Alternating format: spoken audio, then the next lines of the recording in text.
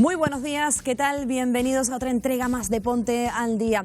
Hoy abordamos los problemas de nuestros mayores a la hora de moverse, las nuevas tecnologías, sus problemas con los cajeros automáticos o con las citas por internet, estos trámites a realizar, por ejemplo, en este caso, como en el día de hoy, en la declaración de la renta. ¿Qué tal? Muy buenos días. Pues yo voy a hacerles más preguntas porque ¿están ustedes cansados ya de la mascarilla? ¿Quieren despedirse de ellas después de 2 años? ¿O son de los que seguirán manteniéndola una vez que se elimine su obligatoriedad? Bueno, pues eso lo vamos a abordar en nuestro programa de hoy. Se lo vamos a preguntar a expertos, les vamos a preguntar a ustedes también, a nuestros espectadores. Pero ahora, en este punto, vamos a mirar al cielo. Adrián Cordero, ¿cómo se nos presenta el día? Un día tranquilo, Pedro, un día tranquilo, nada que ver con lo que hemos tenido en las últimas jornadas. De hecho, las nubes que tenemos al norte se van a ir disipando y hoy nos preguntaremos ya también, en tiempo al tiempo, qué va a suceder durante la Semana Santa, o al menos qué va a suceder durante esos primeros días de la semana. Volveremos a ver imágenes, por ejemplo, como las que vimos en la isla de La Palma en los últimos días, con esas lluvias tan intensas. Bueno, pues hoy lo responderemos aquí en Ponte al Día, aunque ya les anticipamos, no les quiero meter miedo, que no esperamos grandes borrascas para este arranque de la Semana Santa. Oye, y otra cosa que abordaremos hoy también en Tiempo al Tiempo aquí en Ponte al Día, la crisis de la abeja negra canaria. Hemos hablado con un productor y atención porque la especie está muy amenazada. Ahí va un adelanto. ¿Cuál sería la que predominara y la que tendríamos que proteger? Esta. ¿Por qué? Porque es de aquí. Y porque esto lleva 200.000 años y ya se ha adaptado a todo. ¿Tú crees que nosotros tenemos con la vida de una media de una persona que son 80 años, 80, 90 años, tenemos vida para nosotros seleccionar una raza que se nos adapte aquí? No. Bueno, pues todo esto hoy en Tiempo del Tiempo, aquí en Ponte al Día, en unos minutos, Wendy, Pedro. Estaremos muy pendientes, Adrián, y la recuperación turística también ha traído de vuelta un problema que afecta a nuestro mar. Hoy lo vamos a ver en el sur de Tenerife y se trata de los barcos de avistamientos de cetáceos. Mira, Casanova. Sí, así es, porque uno de los principales problemas que se genera es que las empresas de avistamiento de cetáceos o incluso las embarcaciones privadas no respetan estos 100 metros de seguridad o incluso navegan alrededor de estos mamíferos. Por eso nosotros estamos en estos momentos en el puerto de Los Gigantes. Nos vamos a subir a una de estas embarcaciones que están viendo en estos momentos para conocer cuáles son esas medidas de seguridad que hay que llevar a cabo. Pero lo vamos a ver en unos minutos aquí en Ponte al Día. Gracias, Nira. Y hoy sesión de control al gobierno y en la orden del día nuevamente el conflicto ucraniano y esas palabras del presidente ucraniano Volodymyr Zelensky. María Muñoz. Muy buenos días, así es, esta mañana sesión de control en el Consejo de Diputados tras presenciar ayer esa comparecencia vía telemática del presidente ucraniano Volodymyr Zelensky. Entre los principales temas destacan dos, la polémica del Sáhara y la nueva relación diplomática con el reino alauí. Y también hay que recordar en este sentido que mañana el presidente del gobierno Pedro Sánchez va a viajar a Marruecos para reunirse con Mohamed VI. Y también otro de los temas importantes que se ha abordado hoy en esa sesión de control es la inflación y la subida de los precios, un tema que ha generado bastante crispación y que, por cierto, Nadia Calviño respondía por alusiones que hay que tener en cuenta la situación tan excepcional que estamos viviendo, que no es más ni menos que la guerra. Bueno, probablemente lo hayan notado esta mañana, esas primeras horas de la mañana todavía sigue haciendo algo de fresquito, no se olviden esa chaqueta, ese abriguito, pero Adrián Cordero, tú aquí en este mismo plató nos has prometido que a partir de ahora van a empezar a subir un poquito las temperaturas. Y lo que se promete es deuda, Pedro, y sí, efectivamente así va a ser. Hoy empezaremos a notarlo ya a partir de mediodía, un par de grados más que ayer y esto va a ser así también de cara a los próximos días. Y de hecho el fin de semana, Pedro, hablaremos de ambiente muy agradable, al menos en cuanto a las temperaturas. Ya veremos en cuanto al estado del cielo, que tenemos por ahí todavía alguna incertidumbre, pero bueno, el fin de semana, insistimos, tiempo bastante más cálido que el que hemos tenido estos últimos días, que es excepcional, Pedro, es excepcional. Bueno, vamos. A ver cómo, bueno, pues cómo se presenta el día. Vamos a hacer esa visita por la playa que tanto nos da envidia, ¿no? Que tanta envidia nos da Sí. todos los días, Pedro. Y yo creo que hoy nos va a dar un poquito más de envidia, porque en los últimos días, claro, como teníamos esas nubes, decíamos, bueno, tampoco están disfrutando tanto. No, estos en la no, playa, para nada. Estamos mejor nosotros aquí en el plató de Ponte al Día, pero hoy sí, hoy seguro que sí están disfrutando. Nos vamos, por ejemplo, bueno, fíjate, que todavía Oye, Fuerteventura... no está el día tampoco tan despejado, no Fuerteventura, está todavía Adrián? del todo limpio. Fíjense, la nube baja, el viento de norte. Claro, son días de alisios, Pedro. Sí que se nota mucho la calma, por ejemplo, respecto a otros días en ese mar, Sí, en completamente el estado de la mar sí, pero plano. mira las palmeritas por aquí que Palmeritas tienen ahí movimiento, ¿eh? todavía oscilan un poquillo, pero bueno, sí que es cierto que a partir de mediodía, como decimos, el cielo se va a ir despejando, hablaremos cada vez de más claros, así que por lo tanto el tiempo más tranquilo, aunque eso sí, las nubes estas en Canarias, Pedro, tú lo sabes bien, lo sabemos bien, Sí. que a veces cuesta despedirse de ellas.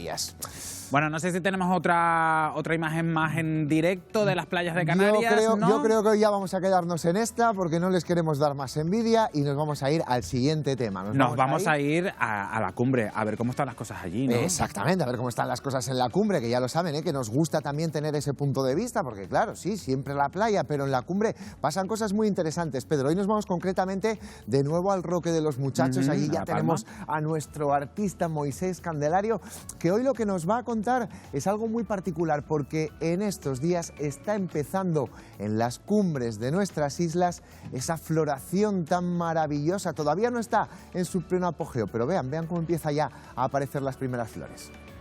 Tajinaste rosado, primeros ejemplares en flor en las cumbres de Garafía, en La Palma. Estrapillado esta primavera fría. El resto de la floración estará en su apogeo a partir de mayo. Hoy tenemos frío y niebla en las cumbres de Garafía. Bueno, eso es parte de la primavera, ¿no? En plan de Claro. empezar a que florezca la vegetación, ¿no? Sí, y eso que está tardando este año un poquito, porque claro, como estamos teniendo un tiempo tan fresco en los últimos días, pues la verdad es que le está costando terminar de levantar esa primavera, pero bueno, tenemos ya prometido con Moisés Candelario que en cuanto florezca todo eso en mayo, para allá que nos vamos en Ponte al Día a disfrutar de esa floración con él. Nos encanta Moisés en este programa, desde aquí se lo decimos. Adrián, bueno, Moisés es uno de ellos, pero hay mucha gente que apuesta, que está pendiente de, bueno, pues preservar la naturaleza, de cuidar nuestros montes, de cuidar nuestros campos, incluso también nuestras playas. Llega ese momento que hemos titulado Mi granito de arena, ¿verdad? Sí, exactamente. Llega ese momento, el granito de arena de tantísima gente que hay aquí en Canarias dispuesta a colaborar para preservar lo que es más importante, Pedro, lo que son nuestros ecosistemas, nuestras especies, nuestra biodiversidad. Y hoy concretamente nos fijamos en la abeja negra canaria, una especie que está absolutamente amenazada debido a la hibridación con otras especies del archipiélago. Perdón, Pedro, que no son del archipiélago, sino que han venido Las han traído. importadas, exactamente. Y hoy lo que vamos a ver es cuál es el principal peligro de esa hibridación, porque la abeja negra canaria es una maravilla, es absolutamente pacífica, pero cuando se hibrida, vean lo que ocurre.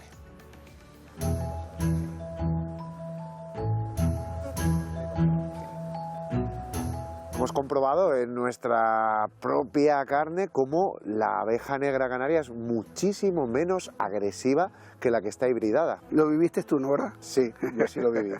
Me gusta que la gente lo viva en carne propia, porque tú se lo dices a la gente y te dice, nada, no puede ser tanto, no puede ser tanto. Digo, de una colmena que la podemos desmantelar completa, sin guantes, a una colmena que le sacamos un cuadro y nos quiere matar. ¿Cuál fue el proceso por el cual, o se supone que fue el proceso por el cual, la abeja negra canaria se hizo tan mansa? Partimos de que ella viene del norte de África, ¿no? Tiene el gen de la asesina. Pero como lleva 200.000 años en Canarias, los animales evolucionan y pierden lo que no les hace falta y ganan lo que les hace falta. El estirpe de ser agresiva lo ha perdido. ¿Por qué? Porque en Canarias no es como en la parte norte de África, que está el tejón, que hay más depredadores, que van mucho por la miel. Sin embargo, aquí pues los guanches ya trabajaban con ellas, pero poca cosa. Nosotros venimos preparados, lógicamente tú vienes preparado, pero el problema que tenemos en Canarias es los animales, la convivencia con otro tipo de animales, que esa abeja tan agresiva es peor, entiendo, para la convivencia. Claro, es que si lo vamos a mirar bien es hasta un peligro de salud pública. Ya te fijas que mis colmenas están todas pintadas de colores, de blanco, llamativo, que la gente... Porque mira, puede pasar esto, se hibrida una colmena y tú no lo sabes. ¿Qué es lo que piden a las administraciones? ¿Qué rango de protección le piden? Que se haga como se hace en otros lugares del mundo. Porque nosotros tenemos protegida la retama, tenemos protegida el tajinaste, tenemos protegido un montón de floraciones, pero no nos olvidemos que ellas son la primera del eslabón de la cadena, son ellas.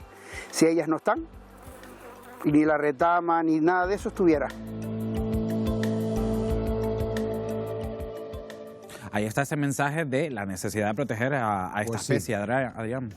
La verdad que sí, que muy importante y por cierto que en los próximos días seguiremos hablando de la abeja negra porque no solo por esa agresividad es importante protegerla, sino que Pedro tiene muchísimos más beneficios para nuestro ecosistema e insistimos, esta especie está en peligro. Bueno, pues lo iremos viendo, pero ahora, ¿cómo se nos presenta el resto del día, Adrián? Bueno, pues esperemos que con más sol, Pedro, Sí, con más espero sol, que sí. como ha arrancado, que todavía tenemos bastante nube agarrada, pero bueno, lo prometido es deuda y ya les decimos que el tiempo se va a ir estabilizando, o como mínimo se van a ir abriendo claros, porque estable ya lo tenemos bastante. Venga, vamos a empezar con esa previsión, empezamos como siempre por las islas más occidentales y de hecho ya van a ver bastante sol en el mapa, sobre todo hacia el sur de estas islas. Esta tarde, por ejemplo, en el Hierro, al sur de La Gomera, el cielo despejado, todavía alguna nube, por ejemplo, al norte de La Palma, alguna nube también en el norte de La Gomera y sobre todo un poquito más compacta en Tenerife, una isla en la que no descartamos que por la tarde hacia el sur, sobre todo hacia el suroeste, pueda escaparse alguna gota, poquita cosa, lo que caiga, con temperaturas que comienzan a recuperarse, pero todavía les queda camino, porque fíjense, tan solo en San Sebastián de La Gomera conseguimos superar hoy los 20 grados debido a ese sol que va a ir saliendo, pero en el resto de municipios que hemos destacado, en frontera, en el Hierro, por ejemplo, todavía no pasarán de 18 grados. Bueno, esto en cuanto a las islas occidentales. Vamos hacia las orientales, como suele ser habitual, por allí las nubes incluso se rompen con más facilidad, esperamos que esta tarde salga el sol al sur de Fuerteventura, al sur de Lanzarote, todavía alguna nube un poquito más agarrada al norte de estas islas, temperaturas que también se recuperan algo por aquí, ya en torno a los 20 grados y a donde costará un poco más que se abra el día será en Gran Canaria, por allí seguiremos con intervalos nubosos en general, aunque bueno, ya ven que por ejemplo en Mogano ya 20 grados, estos últimos días tampoco llegábamos a estos valores y por cierto que esa subida de temperaturas se están notando más, sobre todo en zonas de cumbre. Así que ya lo ven, Wendy, Pedro, tiempo más tranquilo para lo que queda de día y esa promesa de que las temperaturas poco a poco se van a ir recuperando. Así nos gusta, Adrián. Ay. Es que estamos los dos al viso, ¿no? Así Al nos gusta. viso. Que yo ya decido hasta venirme más primaveral y todo. Total, es que acorde con la estación. hay que aportar todo eso. Bueno, y nosotros hoy en Consumo Cuidado vamos a hablar de café. Se calcula que en un año en el mundo se consumen 400.000 millones de tazas de café. De hecho, es la segunda bebida más consumida solo por detrás del agua. Arguiñez. Y de hecho tenemos que decir que aquí en Canarias los canarios son muy cafeteros. Según los datos del Ministerio de Agricultura, somos la tercera comunidad por detrás de Asturias y Galicia en consumo anual per cápita de café e infusiones dentro de nuestras casas. Y el dato aquí lo tienen. Consumimos 2,36 kilos por persona al año en las islas. Lo tomamos solo, cortado, leche y leche, descafeinado, barraquito. Aunque eso sí, el mayor consumo lo tenemos sobre todo en bares. De hecho, en España el 60% de café se consume en restaurantes y cafeterías. Pero no somos ni mucho menos los mayores consumidores de café. Son los nórdico-europeos, finlandeses, suecos y también los alemanes. Consumen hasta 12 kilos de café natural por persona al año. En España y Portugal se comercializa también como torrefacto, tostado con azúcar, y es una fórmula muy popular. Sin embargo, en el resto de Europa esta variedad está prohibida al ser considerada nociva para la salud. En Canarias, hasta hace poco, el 90% de café que se consumía era precisamente este. Algunos modelos de negocio en las islas ya se han adaptado a un modelo mucho más saludable.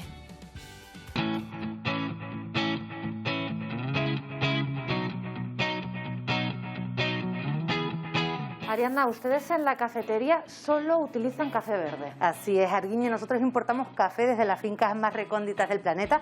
Este café en concreto viene desde Colombia, por aquí tenemos café de Ruanda, este tercero es de Timor y bueno, cuando entran en nuestras instalaciones siempre lo tratamos con el máximo respeto.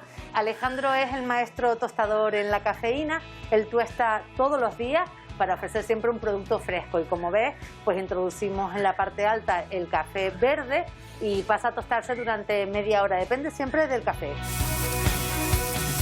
Tostarlo en el momento hace que conserve este aroma tan intenso que acabamos de experimentar y todas sus propiedades. Exactamente, el café es un producto perecedero que tiende a ir perdiendo el aroma conforme pasa el tiempo, así que tostándolo todos los días, después de su desgasificación, pues lo ponemos a la venta y el cliente puede disfrutarlo en su máximo esplendor. Utilizamos a conciencia temperaturas bajas que son saludables para el organismo. Nada que ver con lo que hace en general la industria, que es pues torrefactar el café con azúcar y a temperaturas muy altas.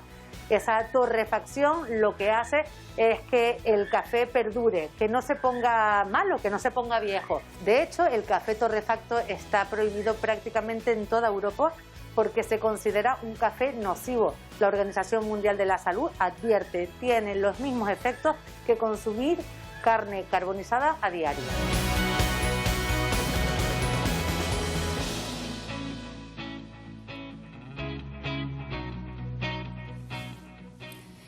Pues como ven, esta forma de tostar el café es menos perjudicial y se puede hacer. Hoy, para hablar de ello, estamos con Liliana, ella es dietista y nos va a hablar del café y de sus beneficios. Liliana, en los diferentes estantes de los supermercados nos encontramos, como podemos ver aquí, diferentes tipos de café, ¿no? El café natural, mezcla, torrefacto. ¿Qué diferencia hay entre ellos? Buenos días. Bueno, hay una diferencia muy importante y a tener en cuenta a la hora de adquirir el producto. Aquí vemos el café en grano, es el café simplemente tostado, sin ningún tipo de aditivo, y aquí no hay ninguna todavía molienda, ¿vale? Aquí encontraríamos el café natural, que es el café verde, se tuesta, se muele y también se muele sin ningún tipo de aditivo. Aquí encontraríamos el torrefacto, que sigue el mismo mecanismo, el café verde se tuesta y se muele, pero en este caso se tuesta con glucosa, jarabe de glucosa o sacarosa. Y aquí tenemos la mezcla, que es un poquito de torrefacto y un poquito de natural. De hecho, como podemos ver aquí, el color es muy diferente, ¿no? El torrefacto en concreto es más oscuro, se debe precisamente a ese azúcar. Sí, y también porque el tostado es más fuerte, por así decirlo, ¿vale? Se produce más calor. Vamos a volver al natural, que hablamos de que es el más sano. ¿Qué beneficios tiene? Mira, por un lado el café lo que tiene es pues unos compuestos muy importantes que se llaman compuestos fenólicos, que esos compuestos lo que hacen es que confieren al organismo capacidades, en este caso una capacidad antioxidante, y por eso es muy famoso el café, ¿no? Por esa capacidad. Y también, evidentemente, contiene minerales y contiene vitaminas. Además, es bueno para la salud, ¿no? Se habla de que evita enfermedades, es bueno para el corazón. ¿Qué más, para qué es mejor también? ¿Para qué es bueno? Evidentemente el café tiene unas propiedades, como digo, pues antiinflamatorias, antioxidantes, y de ellas, esas mismas propiedades nos ayudan a enfrentarnos a diferentes enfermedades que nos pueden ir sucediendo a lo largo del día. También hay, a lo largo de la vida, perdón. También hay algunas que pueden ser incluso contraproducentes el consumo del café. Si, por ejemplo, sufrimos de ansiedad o de nerviosismo, pues evidentemente el café, al ser un estimulante, deberíamos limitarlo. Hay en otras patologías, pues por ejemplo, como quemagrasa va muy bien, a nivel cardíaco también va muy bien. Entonces, evidentemente, como siempre digo, hay que mirar la individualidad de cada persona, ¿no? Precisamente hablando de la individualidad, ¿qué dosis son las recomendadas? Pues volvemos a lo mismo, a la individualidad de cada persona. Nos lo va a mostrar un poquito nuestra condición, nuestra necesidad. Igualmente, yo no superaría las 1 o 2 tazas al día. Hay personas que dicen que no son, valga la redundancia, no son personas si no toman café por la mañana. Sí. ¿Qué nos dirías a esto, no? ¿Esto es así? Sí, es así porque realmente el café es una bebida estimulante, ¿vale? Estimula nuestro organismo. ¿Qué sucede? Que muchas veces esa estimulación tu cuerpo se acostumbra a esa estimulación, por así decirlo, artificial, viene de algo externo que ingerimos.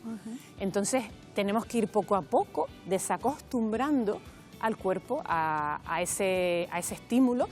Vuelvo a repetir, siempre y cuando necesitemos ese estímulo para levantarnos. Si no lo necesitamos, no hay ningún inconveniente, ¿no? Y luego la última pregunta es, ¿cuándo es mejor tomarlo, ¿no? ¿Es mejor tomarlo por la mañana? Se habla de que por las tardes igual no tanto. Sí. ¿Cuándo es mejor? Es importante este dato.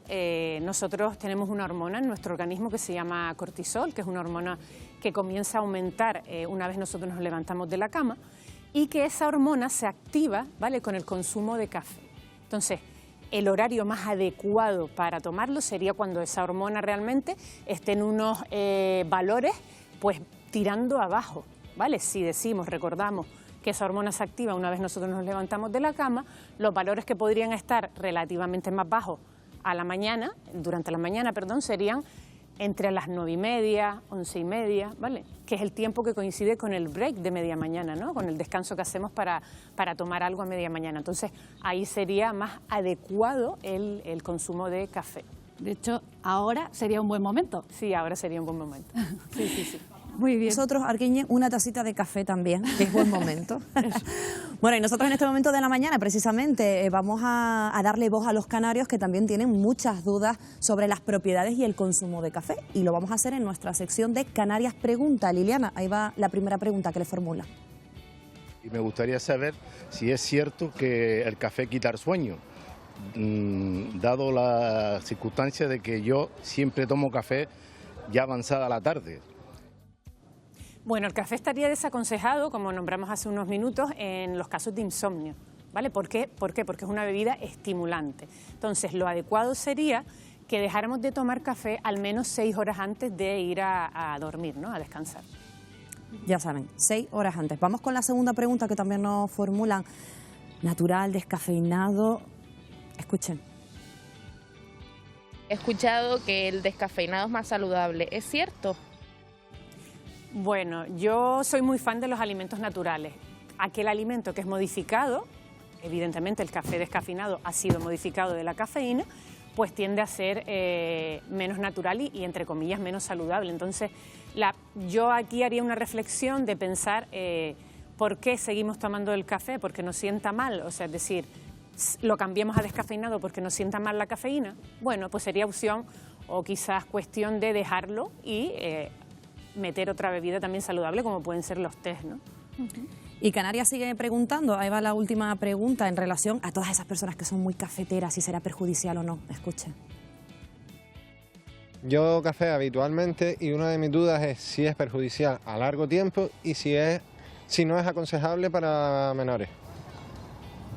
Bueno, yo para menores no lo recomiendo evidentemente, y volvemos a también minutos antes, ¿no?, que hablamos que cada persona es un mundo y deberíamos mirar la individualidad. ¿Cuántas tazas al día toma este espectador? Sería un poco ahí, ¿no?, esa reflexión.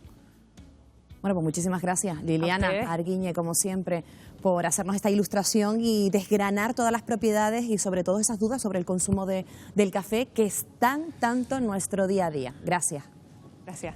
Yo llevo ya lo que decía antes, yo llevo ya un par de cafés y no descarto otro más, pero después de lo que has dicho... Que estás puesto al día hoy, ¿eh? De lo que has dicho, Liliana, me lo voy a pensar un poquito más. Bueno, vamos con otro asunto que también nos importa y que seguramente también en sus casas. El presidente del Gobierno canario dejaba caer ayer en sesión plenaria la posibilidad de que la próxima semana las mascarillas dejen de ser obligatorias en interiores, salvo excepciones. ¿Y ustedes qué opinan? ¿Son partidarios ya de quitarla o prefieren ser un poco más prudentes? Alberto Fabricio, tú has testado la opinión de la calle, ¿qué es lo que te han contado en este caso los conejeros? Buenos días, Pedro. Como tú dices, el debate está en la calle acerca de esa eliminación obligatoria de la utilización de las mascarillas en interiores, sobre todo de cara a Semana Santa. Incluso lo hemos escuchado, como tú dices, en palabras del presidente del Gobierno de Canarias, Ángel Víctor Torres. Hay gente que tiene ambas opiniones. Algunos prefieren ya quitarlas, otros que seamos más prudentes. Vamos a escuchar a ver qué nos han dicho los ciudadanos.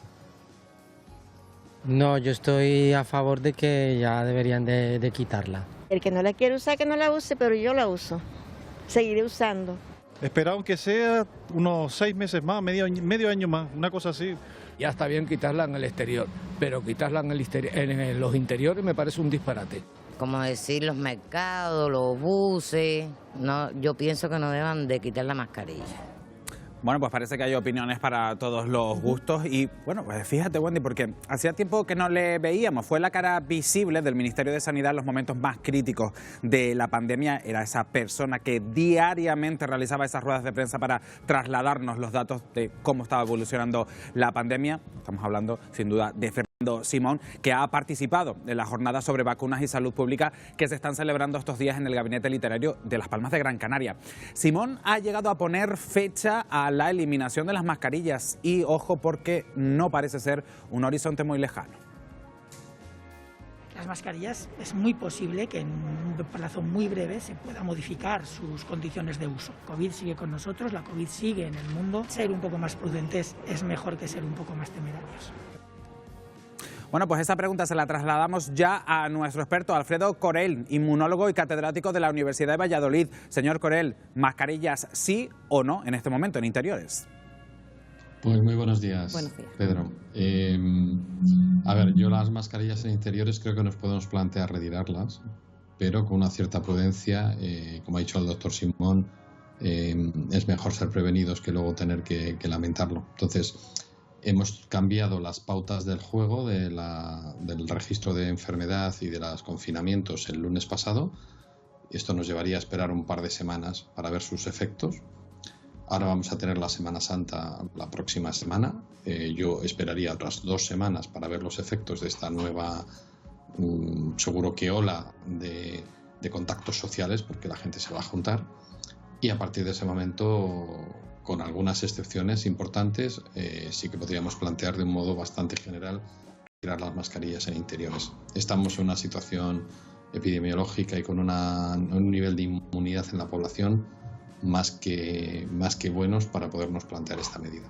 Estaba hablando usted de excepciones. ¿Cuáles serían esas excepciones? ¿El transporte público, por ejemplo? ¿Centros hospitalarios? Efectivamente, esas excepciones son como mínimo los centros hospitalarios, los centros sociosanitarios donde tenemos los mayores y el transporte público. Serían las excepciones fundamentales que yo creo que en las que habría que seguir utilizándola de modo obligatorio la mascarilla. Es donde vamos a tener personas vulnerables seguramente en contacto y por lo tanto no podemos arriesgarnos porque el COVID efectivamente sigue aquí. Y aunque la inmensa mayoría de la población estamos inmunizados, sí que hay personas a riesgo que pueden perder las defensas, bien por la edad o bien porque tengan alguna patología y sus defensas estén funcionando de un modo peor. Hablaba usted de esas personas vulnerables. ¿Cree necesario que pues las personas mayores de 60 años, a pesar de que las mascarillas en interiores dejen de ser obligatorias, que las sigan portando por precaución? Igual de 60 años en adelante no, pero igual de 70 años en adelante sí que yo las llevaría por precaución. Pero también estamos en un momento en el que podemos saber cuál es la situación inmunitaria de cada persona. Hemos estado haciendo una medicina de pandemia, una medicina que podemos decir de guerra, porque había que atacar una situación terrible. Y ya hemos llegado a una situación muy diferente. Ahora tenemos, como os decía, un nivel de inmunidad en la población tanto natural como por vacunas altísimo. Los mayores de 12 años casi un 90% vacunados y toda la población en general hemos sufrido un baño de inmunidad por Omicron tremendo en esta última sexta ola. Así que, pues queda una poca gente que igual se va a seguir contagiando poco a poco. Al final todos, antes o después, vamos a tener esta infección y vamos a generar inmunidad o vamos a estar vacunados y vamos a generar inmunidad y entonces lo único que tenemos que hacer es proteger a las personas. Entonces, por encima de 70, pues igual hay que protegerse, sí, pero si están inmunizados, que es lo que te quería decir, si yo sé que estoy inmunizado, pues puedo ya actuar con un poquito más de relajación. ¿Incluiría usted en esas excepciones a los aeropuertos? Pues son recintos que en Canarias tienen mucha afluencia de personas.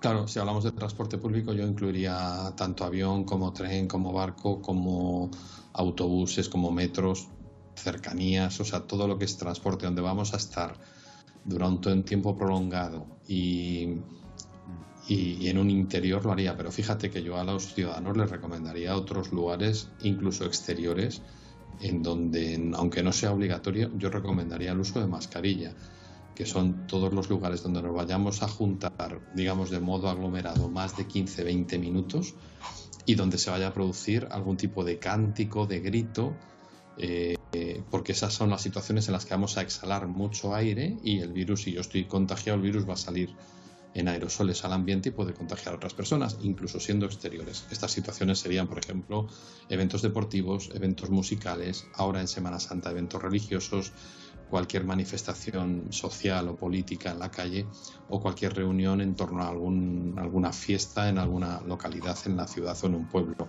Entonces, en estas situaciones, si vamos a estar más de 15-20 minutos y, insisto, en lugares de cantos, de gritos, por lo menos las personas vulnerables, yo iría con mascarilla, desde luego. Hablaba usted de esa medicina de guerra, hablamos también de la gestión de la pandemia. China continúa con esa gestión particular que ha hecho durante todo este tiempo de la pandemia, de esos confinamientos masivos en sus ciudades. No sé si, bueno, podríamos volver a dar un paso atrás con la llegada de nuevas variantes o, bueno, pues volver a otras fases de la pandemia. A ver, China tiene una situación epidemiológica radicalmente diferente de la nuestra y además han hecho, como bien has dicho, una política digamos, de atacar a la enfermedad muy diferente. Ellos ya han intentado, como otros países, la estrategia de COVID-0, que es decir, aislar todos los casos, todos los brotes, rastrearlos al máximo nivel. Han tenido a la gente geolocalizada con tecnología. En el momento que había un brote cerraban la ciudad. Esto en España ha sido imposible, en España y en el entorno europeo ha sido imposible, o no se ha apostado por esa estrategia, se ha apostado por una estrategia de mitigación y de convivir con el virus, lo que significa en este caso vacunar. La opción número 1 ha sido inmunizar a la gente y vacunar. Y ahora esto se va a ver reforzado con el nuevo fármaco que ya tenemos en nuestro entorno y que para las personas con posibilidades de evolucionar a un COVID severo se va a poder utilizar, con lo cual nos da una nueva herramienta muy potente. Pero tenemos, como decía, a los mayores de 12 años al 90% vacunados y mayores de 80 años yo creo que tenemos, si no es el 100% próximo. Pero es que China, por encima de los 80 años, solo tienen a un 60% de la población vacunada, hay un 40% que no se ha vacunado. Entonces, estas personas están en un riesgo tremendo. Ellos están teniendo ahora Omicron, no sé si es la variante inicial o la BA2, la que se ha llamado Omicron silenciosa, pero aunque fueran las dos, personas no vacunadas con más de 80 años tienen mucho riesgo de fallecer. O sea, es que están en una situación muy difícil comparado con la nuestra. Señor Corell, aprovechando su intervención en nuestro programa, a los espectadores les gustaría formularle algunas preguntas sobre esta cuestión. Si le parece, escuchamos la primera. De acuerdo. Mi pregunta es que si es conveniente quitar la mascarilla. Yo soy enferma renal en espacios cerrados, en hospitales, porque me da mucho miedo, la verdad. Adelante. Pues efectivamente, esta es una de las excepciones que ya hemos comentado. En los centros hospitalarios, en los centros de salud, en las residencias de mayores, yo no retiraría la mascarilla. Son situaciones en donde puede haber enfermos, no solo renales como es esta señora, sino de otras patologías, y hay que proteger a todas las personas vulnerables. Especialmente en esos espacios que son tan vulnerables, ¿no? Vamos a escuchar la siguiente pregunta que también le formulan. ¿Hay una nueva variante? Bueno, hay variantes continuamente. Hay variantes, ahora tenemos la BA2, que es la variante de Omicron, que es la que se está haciendo mayoritaria en nuestro entorno, y en la OMS acaban de declarar que hay que preocuparse de una nueva, que es una mezcla, digamos, de la Omicron original y de la Omicron silenciosa, y que puede sumar características de las dos, con lo cual tenemos que estar muy precavidos. En Estados Unidos están haciendo una vigilancia muy fuerte de esto porque tienen muy poca población comparativamente con nosotros vacunadas. Entonces, cuando surgen estas nuevas variantes, quien tiene que estar preocupado, quien tiene que estar alerta, son los gobiernos, son las autoridades sanitarias, y los científicos tienen que estar rastreando estas nuevas variantes y ver cuánto de los casos que tenemos son debido a estas nuevas variantes. Yo creo que no es una situación que debe agobiar a la población, pero sí que debe preocupar a las autoridades sanitarias, que tienen que estar encima de ello. Seguimos abogando por ese cuidado. Nos queda una última pregunta, señor Corell, escuche. Yo tengo el Crohn, soy un monosupresor y con la nueva variante quiero saber qué riesgo puedo correr. A ver, las personas que tienen tratamientos inmunosupresores, como puede ser este señor, otras personas con Crohn u otras enfermedades que están con inmunosupresión, lo que les pasa es que las vacunas pueden o bien perder su eficacia más rápido o bien no haber producido las defensas que producen en una persona sana. Aquí lo que yo les plantearía es que sus médicos les midan el nivel de inmunidad y estén al tanto para ver si tienen que ponerse una cuarta dosis. Justamente estas personas son las que serían susceptibles a lo mejor de ponerse una cuarta dosis, no la población general. Entonces que pidan a sus médicos que les tengan vigilados los niveles de defensas por si son necesarias dosis de refuerzo. Señor Corell, gracias por haber estado con nosotros hoy en Ponte al Día y nos quedamos con ese mensaje, no bajar la guardia. Gracias. Gracias. Gracias a vosotros y mucha inmunidad para todos. Muchas gracias. Muchísimas gracias. Bueno, qué bueno que nos resuelvan los expertos, Wendy, todas estas dudas. Vamos a hacer un primer parón aquí en este Ponte al Día, pero a la vuelta abordamos los problemas con los que se encuentran nuestros mayores a la hora de realizar gestiones, como por ejemplo ir al cajero, una brecha digital que les ha dejado completamente desamparados. Lo vemos. Tras la campaña "Soy mayor, no idiota", ¿han reaccionado los bancos? ¿Cómo evitar que nuestros mayores sean víctimas de estafas y robos en plena era digital? A continuación, en Ponte al Día.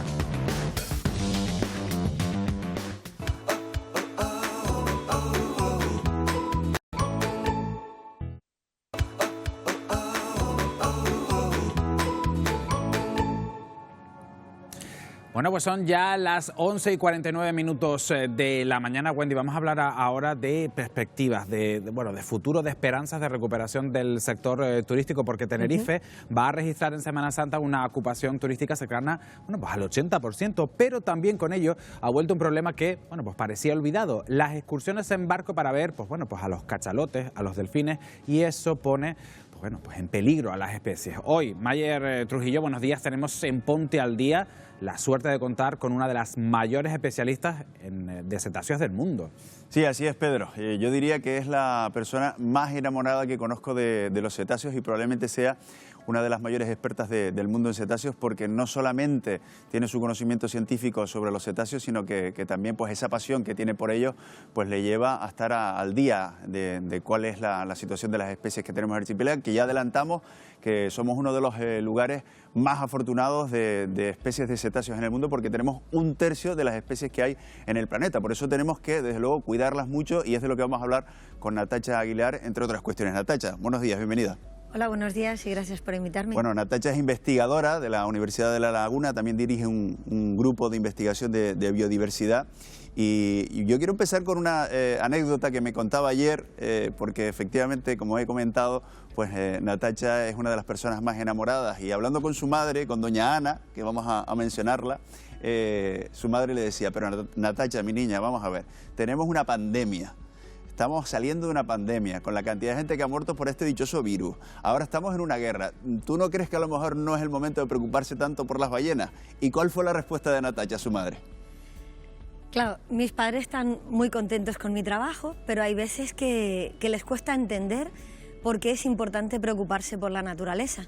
Y ya poco a poco, la verdad que sí lo están entendiendo. Y es que la salud de cualquier animal, incluido el ser humano, depende directamente de la salud de su hábitat. El hecho de que nosotros hayamos tenido una pandemia no es una casualidad, nos lo hemos buscado. Es como si de pronto en una casa metiéramos 200 personas y la tuviéramos toda sucia. Claro que nos iban a salir enfermedades. Y la cuestión de las pandemias, la cuestión de las zoonosis, se ha incrementado en las últimas décadas por cómo el ser humano ha afectado al ecosistema, y ya los gobiernos se están dando cuenta y saben que hay que reconducir nuestra economía, nuestra sociedad, y salvar la naturaleza, recuperarla, para con ello recuperar la salud de los seres humanos y nuestro equilibrio económico también. No, quizás, Natacha, pensamos que cuando tiramos algo al mar, pues es como una especie de cementerio que se lo traga todo, ¿no? Un gran basurero que se lo lleva todo, pero no, desgraciadamente esa basura que tiramos al mar en algún momento se vuelve contra nosotros, ¿no? Exactamente, y es una tristeza porque el mar es el pulmón del planeta. Es más pulmón que el Amazonas, que siempre se habla de los bosques, pero la mar produce la mitad del oxígeno que respiramos. El plancton produce ese oxígeno y absorbe gases de efecto invernadero. Entonces, convertir a nuestro pulmón en nuestro basurero es algo completamente irresponsable. Y además el mar está todo unido, con lo cual algo que se tira en Japón puede terminar llegando a Canarias y algo que se tira aquí puede terminar llegando a Japón. Y la mar lo absorbe todo, es muy generosa, pero también nos lo devuelve, porque los microplásticos que llegan a los peces y que al final nos comemos, cuando ahora le ponemos un platito de pescado a nuestros niños, a nuestros nietos, no sabemos qué le estamos dando, porque una gran proporción de los peces tiene microplásticos que absorben contaminantes y esos contaminantes pasan a sus tejidos y ya se han encontrado microplásticos en la sangre humana, lo cual es preocupante. Claro. Bueno, Natacha, después volveremos sobre esto porque yo creo que es importante que ese mensaje de concienciación llegue, pero me gustaría preguntarte, tú que eres una experta en cetáceos, ¿cuáles son las principales amenazas que tienen todos esos cetáceos que tenemos aquí en el archipiélago? Y como decíamos antes, somos unos grandes afortunados. Creo que la principal amenaza es no darnos cuenta de que tienen amenazas. El planeta está duplicando su población, cada vez consumimos más y esto hace que se cause cambio climático. Hay impactos a nivel global y otros a nivel local, como son los actos que realizamos cada día, desde usar más o menos plástico hasta salir con un barco rápido y que pueda causar colisiones, por ejemplo. Bueno, estamos viendo imágenes en las que desde luego algunos de nuestros cetáceos se ven perjudicados, ¿no?, por los barcos. Vamos a contemplar un reportaje, Pedro, de nuestra compañera Nira Casanova, de barcos que sí hacen bien su trabajo. Sí, precisamente, vámonos a ir hasta el sur de Tenerife porque allí es donde han vuelto a realizarse estas excursiones, estas actividades, y ahí está Nira Casanova. Siempre precaución, Nira. Sí, así es, compañeros, y es muy importante hacerlo siempre llevando a cabo unas medidas de seguridad. Nosotros, como les decíamos, estamos en el puerto de los Gigantes, un lugar del que salen muchísimas embarcaciones, y ya tengo conmigo a Víctor Ibáñez, él es guía y biólogo de la empresa Wildwise Ecotour. Víctor, muy buenos días. ¿Cuáles son esas medidas de seguridad que hay que llevar a cabo? Pues bueno, os enseño aquí brevemente. Tenemos una cartulina que explica, esto sería el espacio de protección móvil de los cetáceos, que entra a vigor en el rango de los 500 metros. Tendríamos una primera zona, la zona de aproximación, donde solo no pueden haber 2 barcos. La siguiente zona sería la zona de permanencia restringida, donde también pueden solo haber 2 barcos, pero en este caso hay un tiempo limitado de 30 minutos. Y por último, la zona de exclusión, donde no se puede entrar ni permanecer, a menos que los animales se acerquen, en cuyo caso los motores deberían estar parados o apagados. Aparte de empresas como la que tienen ustedes, vemos que también hay muchas embarcaciones privadas en este muelle. ¿Son conscientes de estas medidas de seguridad que hay que llevar a cabo? Sí, por supuesto. Todo barco que esté en el agua ejerce una influencia en los animales. No todos los barcos privados o las motos de agua, en este caso, que pudieran salir, conocen esta legislación, y quizás ese sería uno de los problemas. Quizá algunas organizaciones gubernamentales podrían poner más esfuerzo en intentar dar a conocer estas leyes al resto de la población. Estamos viendo ahora justo al capitán preparar la siguiente ruta que tienen en unos momentitos. Quería preguntarte justo por eso. ¿Están aumentando este tipo de actividades después de estos 2 años, más de 2 años que llevamos de pandemia? Sí, sí, por supuesto, se ha notado muchísimo. Una vez ha pasado y han bajado las restricciones, sobre todo de la movilidad, se ha notado un aumento del turismo y, por supuesto, un aumento del trabajo en este sector. Bueno, una última pregunta, Víctor. Quería preguntarte, por ejemplo, en el día de hoy, ¿cuántas visitas, cuántas excursiones tienen previstas realizar? En este caso, hoy tenemos dos tours previstos para el día de hoy, pero bueno, hay días que podemos llegar a tener hasta 4. Muchísimas gracias, Víctor Ibáñez, guía y biólogo de esta empresa. Ya lo han escuchado, compañeros, lo importante que es llevar a cabo estas medidas de seguridad, pues para no perjudicar principalmente a ellos, a los cetáceos. Gracias, Nira. Bueno, pues preocupación para hacer las cosas bien, Mayer, y poder seguir disfrutando de nuestra naturaleza. Claro, esta es una cuestión importante, ¿no, Natacha? Hay barcos que lo hacen muy bien y desde luego a esas personas que se suben a ese barco, pues aumenta su concienciación de protección de la naturaleza, porque cuando uno ve a estos cetáceos impacta mucho, ¿verdad? La verdad que hay personas que incluso lloran de la emoción, porque es algo muy bonito. Todos tenemos todavía ese alma de niño que se admira ante un animal grande.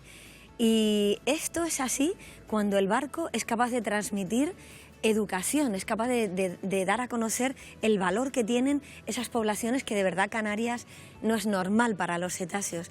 El problema es cuando los barcos, que muchas veces son barcos privados, que no tienen nada que ver con el whale watching, pasan demasiado rápido sin mirar y ahí pueden causar colisiones como las que habíamos visto en el vídeo de Francis Pérez. Sí, lo estamos viendo ahora, ¿no? Antes. Ese vídeo de Francis Pérez donde efectivamente se ve pues, a esa cría de calderón con la cola cortada, ¿no? Esto es una tristeza tremenda, porque ese animal una hembra habría vivido 60 años y ha muerto a los 2 o 3 porque un barco sin querer, que probablemente se quedaron tristes, no se dio cuenta de que tiene que mirar al mar y pensar que no está solo en la mar, que la mar está habitada. Gracias, ¿no?, porque esté tan habitada.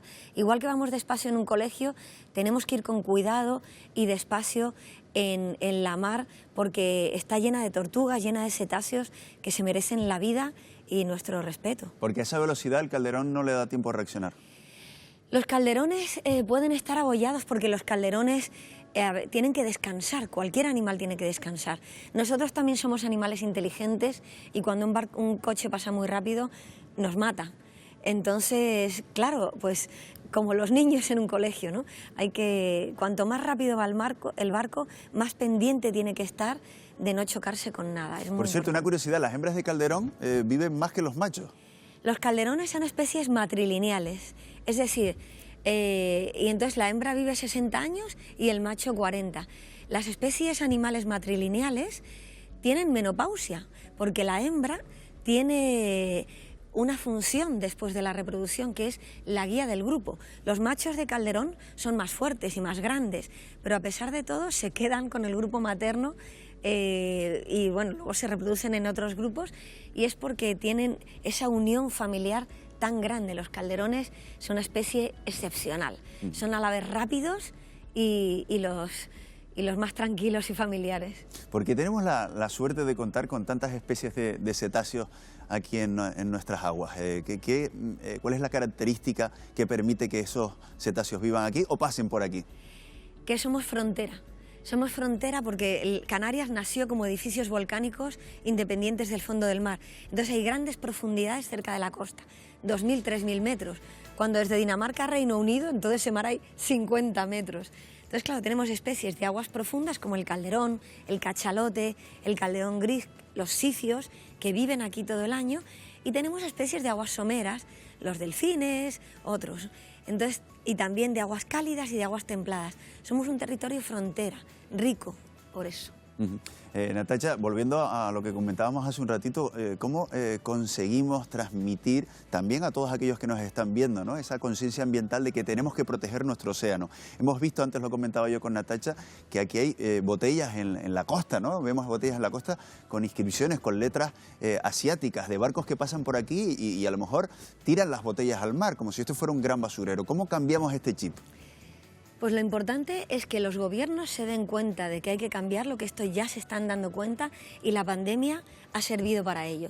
Porque de pronto los gobiernos se dan cuenta de que si alteramos el equilibrio, si ensuciamos la casa, nos salen enfermedades. Y eso no solamente tiene un impacto para las ballenas, porque habrá gente que dirá, mira, pues si se mueren las ballenas, qué pena, pero ¿a mí qué? No, no.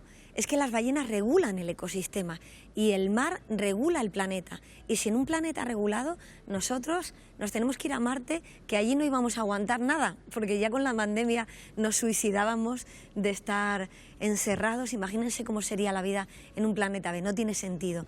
Entonces tenemos que darnos cuenta de que cada una de nuestras acciones diarias, cuando elegimos un producto local, cuando elegimos que no tenga una bandeja de plástico, todo eso está salvando el planeta. Y si hacemos nuestras acciones diarias y los gobernantes hacen lo que tienen que hacer, hay muchas soluciones y esto se puede recuperar.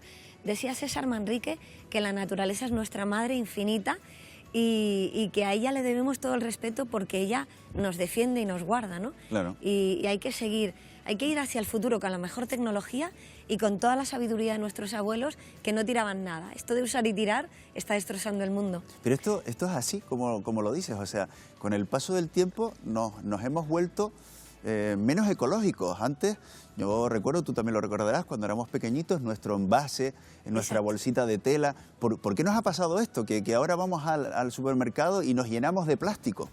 Pues una mezcla de grandes intereses económicos, de las campañas de hidrocarburos que nos quieren vender plástico, y que es un juguete maravilloso porque no hay que lavarlo, pero claro, todo tiene un coste y el coste en este caso es ambiental, y yo creo que merece la pena un esfuercito más para que nuestros niños no tengan que llevar mascarilla en el colegio. Claro. Natacha, muchísimas gracias por estar con nosotros, muy interesante la conversación que hemos mantenido. Gracias a ustedes. Natacha Aguilar, que yo creo que podemos resumir esta conversación con esta frase que me ha gustado mucho, ¿no? Si cuidamos nuestra casa, la casa común de todos, estamos cuidando también nuestra salud. Efectivamente, Mayer, buen titular.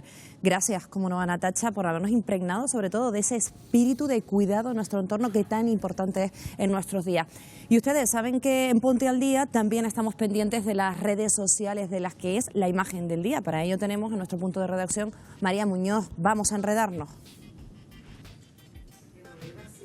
Vamos a enredarnos y lo hacemos con esta primera imagen que se ha hecho muy viral en las últimas horas en las redes sociales. Les hablamos de la última visita del que fuera presidente de Estados Unidos, Barack Obama, a la Casa Blanca. Bueno, chascarrillos y bromas entre Biden y Barack Obama. De hecho, Obama se refería a Biden como el vicepresidente y Biden recogía ese guante diciendo que efectivamente era el vicepresidente de Barack Obama. Estas imágenes que están viendo lo que nos dicen son dos cosas. Por un lado, que la relación entre ambos es maravillosa y sigue siéndolo, y por otro lado, que el carisma que tiene Barack Obama en la Casa Blanca pues se mantiene.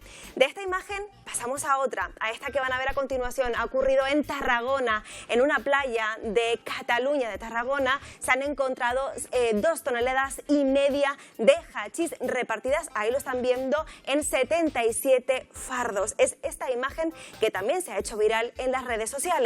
Y de esta a esta otra, protestas en Perú en los últimos días por la subida del combustible. Han quemado peajes, han cortado carreteras y han saqueado tiendas. Esto ha ocurrido, como les digo, en estos últimos días, donde los ciudadanos de Perú, de algunas regiones de Perú, han salido a manifestarse por la subida de combustible. De hecho, en una de las regiones de este país ya estas protestas se saldan con 2 muertes.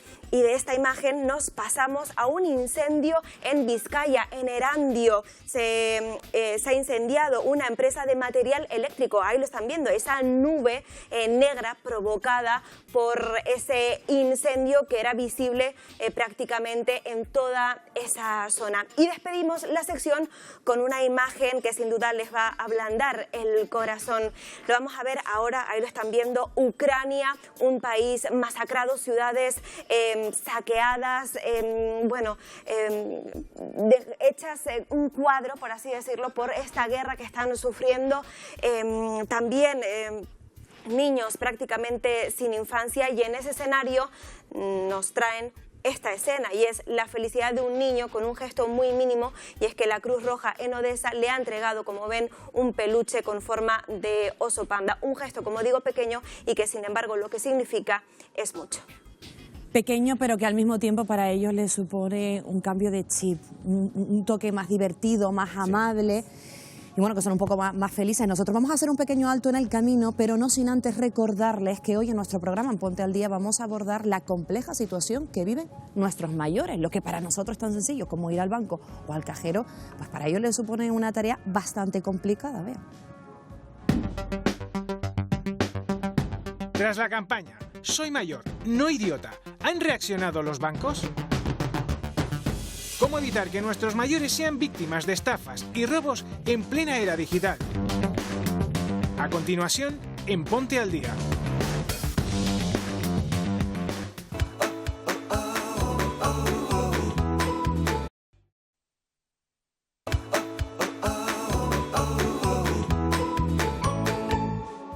12 y 12 minutos. Seguimos en directo aquí en Ponte al Día, en Televisión Canaria. Wendy, momento para conocer, bueno, pues cómo se nos viene el tiempo. Sí, porque ahora vamos a abrir una ventana al tiempo y concretamente una ventana más internacional con la mirada puesta a lo que pasa ahí fuera y a esas imágenes que nos han llegado. Adrián Cordero. Son impresionantes, Wendy. Nos vamos a ver lo que pasa allá afuera, mientras tanto allá afuera, porque claro, ya saben que estos días que tenemos el tiempo más o menos tranquilo en nuestro archipiélago, nos gusta recopilar todo eso que sucede en la atmósfera, Wendy, porque claro, somos apasionados de los fenómenos atmosféricos y fíjense, por ejemplo, las imágenes de un terrible reventón que nos llegan desde Virginia. Mira, ahí lo tienes, Wendy.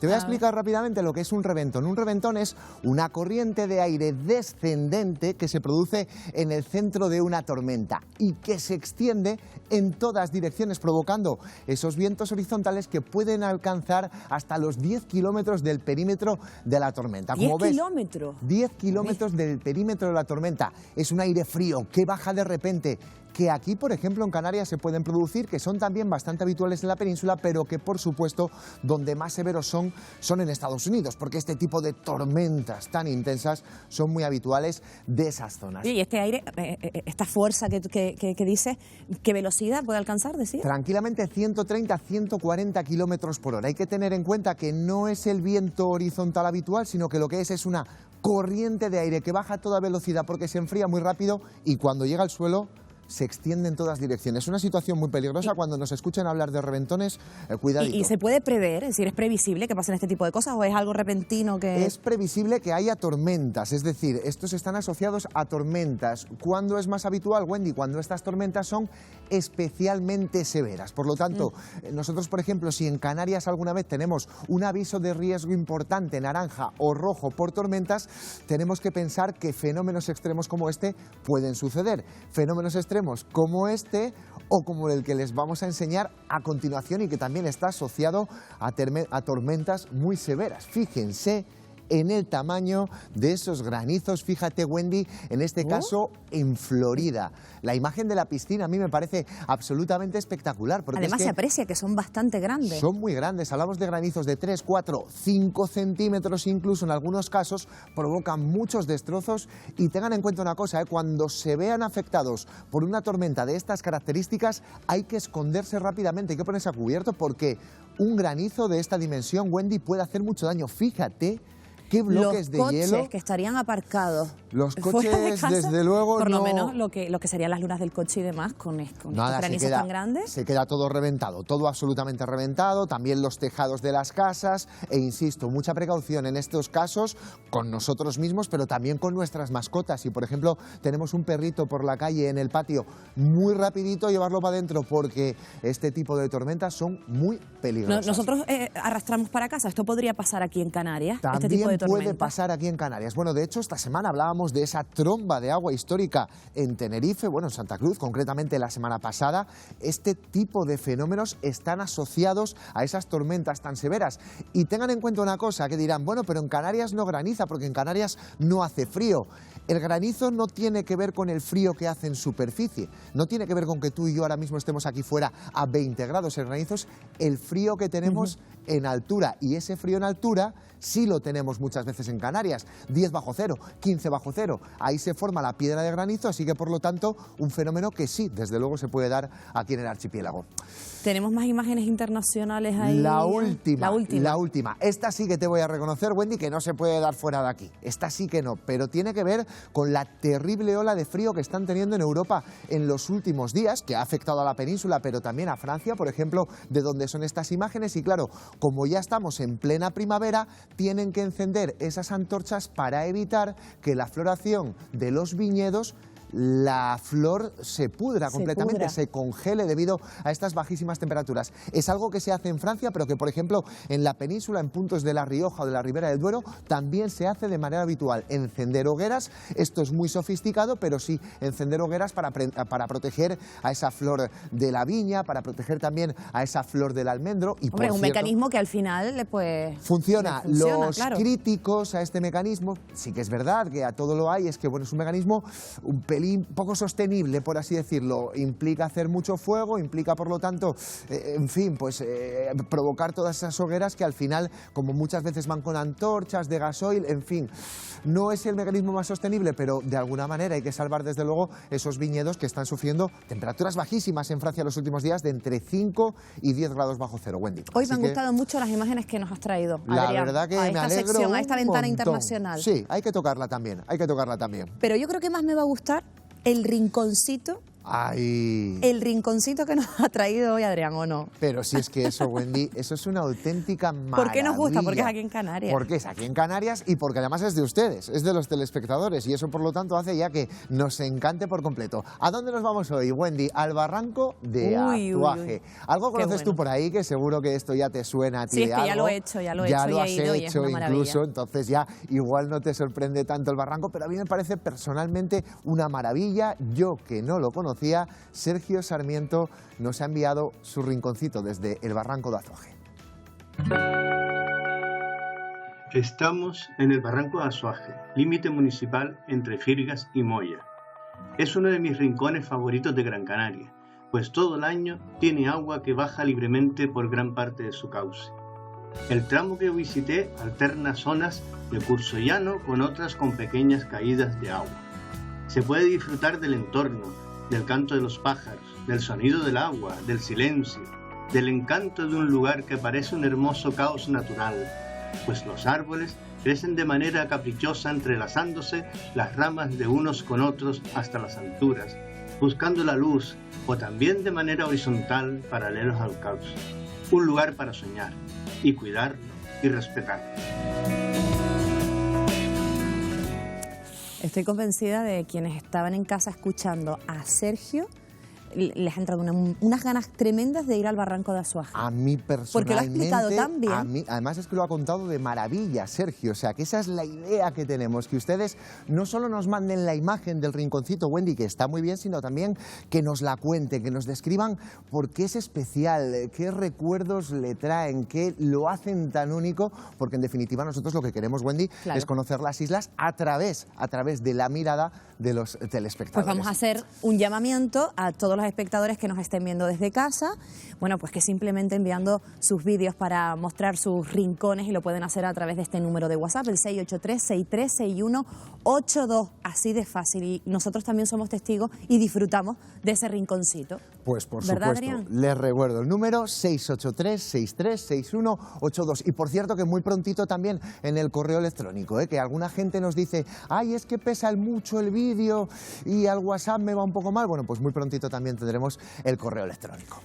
Potente temporal en la península, pero parece que tiene las horas contadas. Afortunadamente, Wendy, afortunadamente, porque vaya situación la que estamos teniendo en la península ibérica. Les venimos trayendo imágenes en los últimos días, pero es que las inundaciones no cesan y fíjense hoy, por ejemplo, lo que ha sucedido en las últimas horas en Santiago de la Ribera, Wendy. Cantidades de precipitación que ayer en Murcia llegaban hasta los 60 litros por metro cuadrado, y además ha sucedido otra cosa que es muy interesante, y es que en la península han tenido una marea ciclónica. ¿Esto qué quiere decir? ¿Qué significa eso? Que tienen una borrasca muy potente, recordemos que es la misma que el lunes teníamos en Canarias, y que esa zona de bajas presiones, como el aire ejerce una presión inferior sobre la superficie del mar, hace que el nivel del mar aumente y por lo tanto que el nivel del mar, que el mar se meta con mucha más facilidad en los municipios. Esto sucede mucho cuando tenemos huracanes en el Caribe, pero es un fenómeno que esta semana también se ha visto en la península, y como ven, con muchísimo viento y con muchísimo frío. Tanto es así, Wendy, que tenemos que sumar otra capital peninsular que ha visto nevar por primera vez este año en la península. ¿Cuál? Y es Albacete. En Albacete ha nevado y bueno... Pero nevado bien, además. Nevado bien, y les quiero poner un poquito en contexto a ustedes, porque dirán, bueno, está nevando en la península, en fin, bueno, tampoco... No, Albacete está a 600 metros de altitud. Albacete está muy bajo. ¿Sí? Albacete prácticamente nunca había visto la nieve en el mes de abril. Por lo tanto, excepcional, aunque como bien decías, Wendy, un temporal que ya afortunadamente remite. Es que a mí, Adrián, me choca tanto. Yo me veo con este vestido tan primaveral aquí en este programa y luego me giro y me veo estas granizadas y esta nieve en plena primavera. Y en plena primavera, pero vamos, qué tarde, que te digo yo que en el Teide todavía y en la cumbre del roque de los muchachos no está para ese vestido primaveral. Estamos teniendo también aquí en las islas un tiempo bastante fresco. Tenés que hablar yo con la estilista, con Isabel, para que me ponga algo más invernal. Que nos cambie un poco el look, que es que no quiere arrancar esta primavera. Bueno, de cara a las próximas horas, la previsión, Adrián. Vamos con ello, que sí arranca esa primavera, que lo tenemos prometido y les decía al principio del programa, oye, que suben las temperaturas, no lo hemos notado mucho, todavía hay nubes. Vean cómo mañana sí que suben esas temperaturas en buena parte del archipiélago. Ahí tienen el titular. Empezamos como siempre el recorrido por la parte más occidental y lo que van a ver es la variación de las temperaturas máximas, ¿vale? Los tonos amarillentos, rojizos, ya se pueden imaginar que nos indican temperaturas máximas más altas que las de hoy. Por ejemplo, en la isla de Tenerife y sobre todo en la zona montañosa hasta 4 o 5 grados más de lo que hemos tenido hoy. Pero en todas las islas, en La Gomera, en El Hierro, en La Palma, sumaremos ese gradito, que no es mucho, pero que seguiremos sumando también de cara a los próximos días. Esto en las islas occidentales, nos vamos a las orientales y la situación es muy parecida. ¿Dónde se nota más esa subida de las temperaturas? En las zonas de montaña, por ejemplo, en Gran Canaria. Por allí sí, en el interior, cerca del Pico de las Nieves, 3-4 grados más de lo que hemos tenido hoy. Menos se nota esa subida, lógicamente, al lado del mar, Lanzarote, Fuerteventura, un gradito más que hoy, una subida que se notará sobre todo al norte de estas islas. Por lo tanto, Wendy, Pedro, ya les digo que suben las temperaturas, créanme que a partir de mañana el vestidito va a estar mucho más apropiado. Me alegro, gracias Adrián, me alegro. Bueno, y nosotros cambiamos de asunto. La bandera ucraniana presidía ayer en la sesión extraña del Congreso de los Diputados, donde se encontraban diputados y senadores para escuchar al presidente ucraniano. Nosotros vamos a abordar esta situación y lo vamos a hacer en compañía de nuestro compañero Vikram, porque ayer el presidente ucraniano aludía en su discurso a lo que están viviendo, a esa catástrofe, a esas imágenes tan duras. Y queremos abordarlo contigo porque además fuiste testigo de lo que se vivía en ese paso fronterizo con Rumanía. Sí, Pedro, Wendy, encantado de estar aquí con ustedes y la verdad que fue un momento bastante emotivo y bastante vibrante que están esperando muchísimos ucranianos que viven aquí también en Canarias. Esa intervención, Vikram, dejó muchísimos titulares, nombró ciertos hechos históricos de España y también nombró, entre otras cosas, a empresas empresas españolas para que dejaran de hacer negocios con Rusia, ¿no? Sí, fue bastante concreto, habló de nombres y apellidos, un mensaje bastante concreto que les dijo a esos empresarios que siguen trabajando con Rusia, que siguen haciendo negocios con Rusia, que paren por favor, que está aquí la invasión y que por favor dejen de hacer negocios con Rusia, que están muriendo los ucranianos y que por favor dejen de hacer esos negocios. Bueno, ayer hablábamos de esa intervención en el discurso y también hizo un paralelismo de lo ocurrido aquí en España en el año 37, un poco para sentir ese espíritu de ayuda a la que apelaba, ¿no? Sí, era un discurso bastante medido, muy bien milimetrado, en el que sabía cómo apuntar al corazón de los españoles. Ha hecho un mensaje en el que hacía un paralelismo entre lo que están viviendo en Mariupol, en ciudades como Mariupol, y lo que pasó en su momento en la Guerra Civil Española. Vamos a escuchar ese emotivo mensaje. Estamos en abril de 2022. Pero parece que estamos en abril de 1937, cuando todo el mundo se enteró de una de vuestras ciudades, Guernica. Imaginen, la gente vive más que 100.000 personas, vive sin agua, sin comida, sin medicamentos. La verdad es que ese discurso arrancó, el aplauso de toda la Cámara, senadores, diputados. Hablábamos de eso, de esas referencias históricas a ese 1937 con el bombardeo de Guernica, pero también lo que te comentaba antes, nombres y apellidos de empresas españolas que Zelensky ha pedido que dejasen de hacer esos negocios con Rusia. De todas maneras, hay algunas empresas que se han pronunciado y aseguran que desde que se inició el conflicto ya habían cesado la relación comercial. Sí, eso es lo que ha dicho Zelensky. Él nombró con nombres y apellidos concretamente cuáles eran esas empresas españolas que seguían hasta este momento trabajando con Rusia, y aunque algunas lo han negado. Vamos a escuchar las palabras de Zelensky. Pues yo quiero dirigirme a las compañías, por ejemplo, Maxam, Porcelanosa, Cercove y otras compañías. Yo creo que lo conocéis mejor que yo, que solicito, lo pido, dejen de hacer negocio con Rusia. Fue bastante crítico en esa intervención precisamente con las relaciones comerciales. Se lo comentaba antes a Pedro, ya Porcelanosa, en el caso de esa empresa que nombraba, ya se ha pronunciado y ha dicho que desde el momento en el que comenzó, por febrero, ese conflicto, rompieron esas relaciones comerciales. Esto es uno de lo vivido ayer, pero sí es cierto que también nos gustaría saber cómo los residentes ucranianos que viven aquí en Canarias vivieron, son más de 2.000 los ucranianos que viven aquí, toda esa comparecencia. Nosotros nos fuimos hasta el sur de Tenerife, donde hay una asociación de ucranianos y lo vimos con su vicepresidente. Era un mensaje que lo estaba esperando desde hacía tiempo porque él tiene esa dicotomía de ucraniano, canario, español y para él fue bastante sentido. Vamos a ver cómo fue ese mensaje y cómo lo reaccionó. Vamos a escucharlo.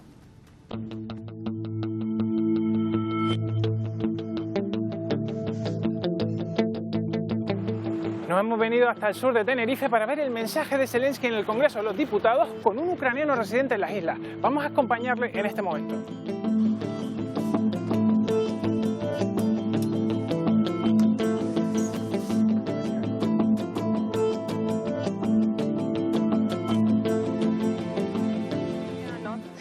Yo estoy dirigiendo a ustedes porque quieren que vais a entender nuestro dolor y nuestra esperanza en paz, agradeciendo a vuestro país para solucionar soluciones de paz.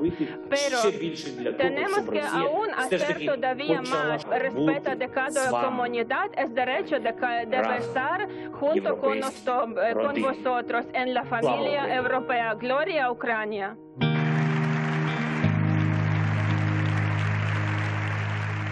Acabamos de escuchar al presidente de tu gobierno hablar para el Congreso de Diputados de España. ¿Cómo te has sentido?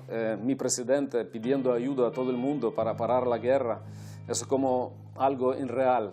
Yo solo quiero decir muchas gracias por todo el apoyo que sentimos nosotros aquí, ucranianos en Canarias y creo que en toda España, por apoyo que da nosotros al gobierno de Canarias, a toda la gente, a toda la población española y canaria. Hemos escuchado al presidente Zelensky hablar de Guernica, haciendo un paralelismo entre lo que está viviendo Ucrania ahora y lo que vivió Guernica en su momento.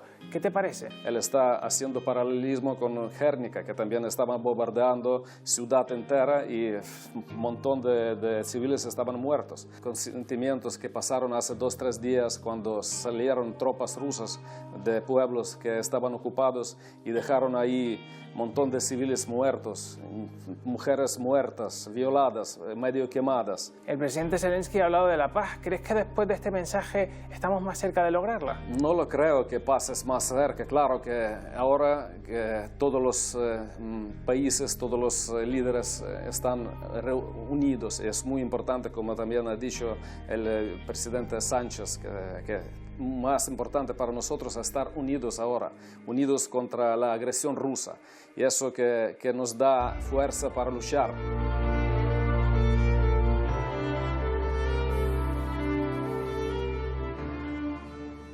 Qué duro debe ser seguir la realidad de lo que está ocurriendo en su país, pero también nos llama la atención que no pierden esa esperanza por conseguir la paz. Imagino que habrá sido testigo precisamente de esas impresiones, ¿no?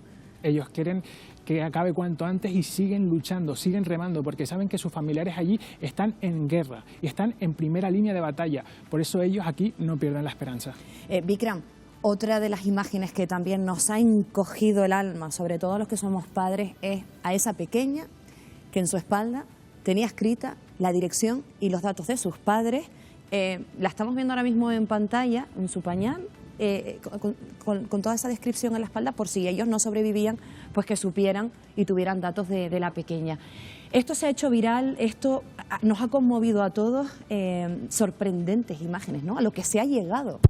Esa es la sorprendente manera que encontró la madre de la pequeña Vera para poder salvarle la vida por si a ella le pasaba algo. Una especie de DNI dactilar, ¿no? En la piel, tatuado, para poder salvarle la vida por si a ella le pasaba algo y poder encontrarse con los familiares suyos que están en distintos puntos de Europa. Afortunadamente, Vera y su madre han salido bien vivas de Ucrania y ahora mismo están en Francia. si hemos seguido su rastro. Pues, Vikram, muchísimas gracias por aportarnos todos esos datos, acercarnos a esa visión que han tenido los ucranianos en Canarias de ese discurso de Zelensky. Y a esta hora, Gracias. 12:32, lo hemos abordado en el programa, pero tenemos noticias de última hora. María Muñoz, ya hay fecha oficial para el fin de las mascarillas en interiores. Así es, una noticia de última hora. El Consejo de Ministros aprobará este 19 de abril el fin de la mascarilla en interiores. Recordemos que todavía sigue siendo obligatoria en residencias, hospitales y transporte público. Lo hacen después de Semana Santa por razones de seguridad, o al menos así lo han dictado los expertos en materia. Recordar también que llevamos usando la mascarilla desde el 21 de mayo de 2020.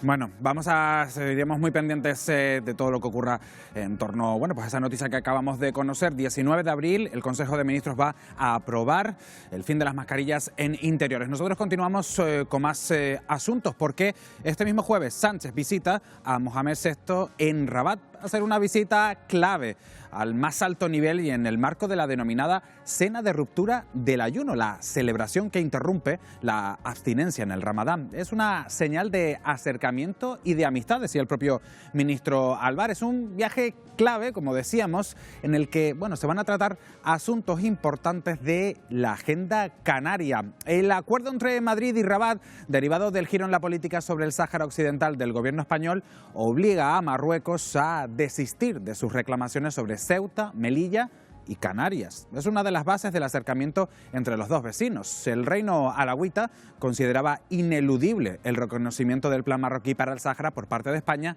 y en la Moncloa se quería atajar futuras reivindicaciones sobre territorios españoles por parte de Marruecos.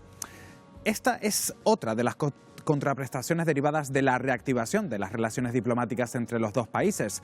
Un mayor control de los flujos migratorios, tanto en las fronteras de Ceuta y Melilla como en las aguas de Canarias. Según los últimos datos de Interior, hubo un aumento del 134,8% de llegada de inmigrantes irregulares a Canarias en los 2 primeros meses del año, comparados con el mismo periodo de 2021. Estas llegadas no se han paralizado en estas últimas semanas, aunque los porcentajes se reducen drásticamente. En marzo se contabilizó la llegada de 375 inmigrantes, lo que supone un 70% más respecto al año anterior. Otro de los asuntos que podría estar en la agenda del día es el conflicto sobre las aguas territoriales de Canarias. Marruecos amplió su zona económica exclusiva, solapando sus fronteras marítimas con las de Canarias. Un conflicto diplomático y que pone en jaque los intereses del archipiélago. Además, la ONU ha reconocido como costa marroquí parte de las aguas de nuestra comunidad. Pues todo esto lo vamos a analizar con Ruth Martinón, profesora de Derecho Internacional de la Universidad de La Laguna. Ruth, muy buenos días. Hola, buenos días. ¿Qué se juega Canarias en esa reunión de alto nivel entre Sánchez y Mohamed VI? Bueno, de manera directa, yo creo que sinceramente que no va a ser el tema principal, aunque efectivamente Canarias es frontera española con Marruecos, y todo lo que mejore la relación de España con Marruecos va a afectar positivamente a Canarias, ¿no? Ustedes han mencionado el tema, por ejemplo, de las aguas. Es verdad que Marruecos ha legislado internamente intentando ampliar sus aguas en la frontera con Canarias, pero sería necesario que se llegase a un acuerdo entre el Estado español y el Estado marroquí para que eso finalmente pudiese ser así.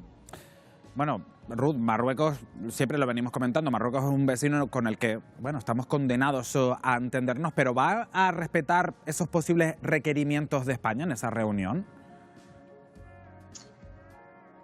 El problema de la relación entre España y Marruecos es que, aunque ahora lleguemos a un acuerdo en determinados aspectos, que entiendo que se va a llegar después de la aceptación que ha hecho España del plan de autonomía del Sáhara Occidental. Obviamente esto no ha sido a cambio de nada, ¿no? Y en ese sentido, pues Marruecos pues responderá, entiendo, que en los temas en los que nos interesa a nosotros, a España y a la Unión Europea, como son los temas de migración, pero también de seguridad, de control de tráfico ilícito, de armas, drogas, etcétera. Y por tanto, bueno, pues en este momento es probable que sí, que se llegue a un acuerdo, porque estamos en una fase en la que estamos saliendo de un periodo conflictivo y construyendo un periodo de acuerdo y de buenas relaciones. Sin embargo, la historia lo que nos demuestra es que de manera recurrente siguen luego apareciendo las crisis, ¿no? Y yo creo que volverán. Bueno, crisis que pueden volver, pero lo cierto es que Marruecos va a recibir a la delegación española con todo el boato posible, unas fechas también muy señaladas para la comunidad musulmana. ¿Es el reflejo quizás de la predisposición de Marruecos a un mejor entendimiento con España? Claramente sí, como ya he dicho, el posicionamiento público y que de hecho al que se ha querido dar mucha publicidad, sobre todo por parte de Marruecos, respecto a la aceptación de España del referéndum de autonomía, que no de autodeterminación, para el Sáhara Occidental, es un tender, ¿no? Claramente la mano a Marruecos, y Marruecos está respondiendo en ese sentido claramente. Ruth Martinón, profesora de Derecho Internacional de la Universidad de La Laguna, gracias por sus explicaciones de cara a esta cita clave entre España y Marruecos. Gracias a ustedes. Bueno, nosotros vamos a hacer un parón en nuestro camino, pero recuerden, ya hay fecha oficial para que dejemos de usar mascarillas en los interiores, 19 de abril, y además a la vuelta también abordamos de cerca los problemas con los que se encuentran nuestros mayores a la hora de realizar, bueno, pues esas gestiones del día a día, como por ejemplo ir al banco. Ahora casi todas las gestiones las tienen que hacer con el cajero, una brecha digital que los deja, bueno, pues prácticamente desamparados. Todo eso a la vuelta. Tras la campaña Soy mayor, no idiota, ¿han reaccionado los bancos? ¿Cómo evitar que nuestros mayores sean víctimas de estafas y robos en plena era digital? A continuación, en Ponte al Día.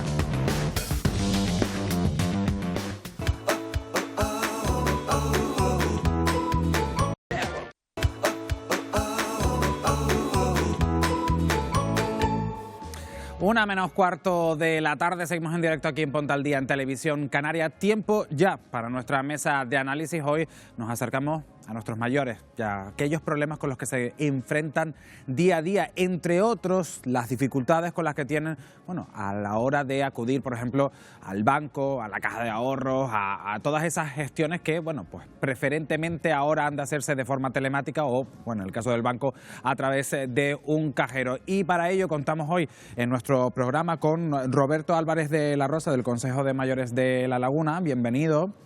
Gracias. A Vicente San Andrés, jubilado, bienvenido también a Ponte al Día, a Manuel Ramos de la Asociación de Consumidores de Canarias y a Adelina Jaén, secretaria general de la Federación de Jubilados y Pensionistas de Comisiones Obreras.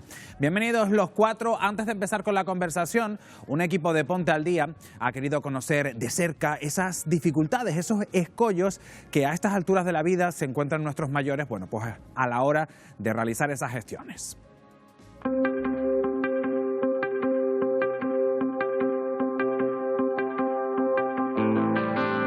¿Sufren nuestros mayores discriminación a la hora de realizar una gestión bancaria? Nos hemos venido hasta Betancuria, en el interior de Fuerteventura, el municipio con menos habitantes de todo el archipiélago y que no cuenta con ninguna oficina bancaria.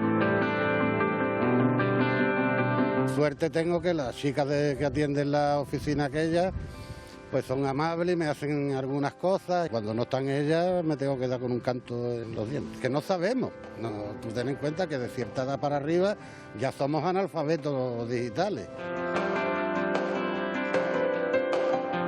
Nos hemos desplazado hasta Antigua, en el centro de Fuerteventura, ya que este que tengo detrás de mí es el único cajero que hay en el pueblo y hasta el cual se tienen que desplazar todos los habitantes de Betancuria recorriendo los 10 kilómetros que separan ambos pueblos.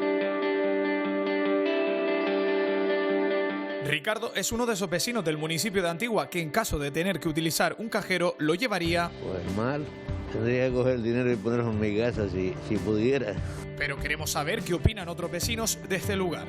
Por lo menos al público, a los mayores deben de tener más margen de operación. Es muy penoso ver a las personas mayores cómo se sienten de verdad desprotegidas en este sistema moderno. Digitalización y exclusión financiera, dos desafíos de nuestra sociedad, la cual debe proteger a nuestros mayores para que no se queden desconectados.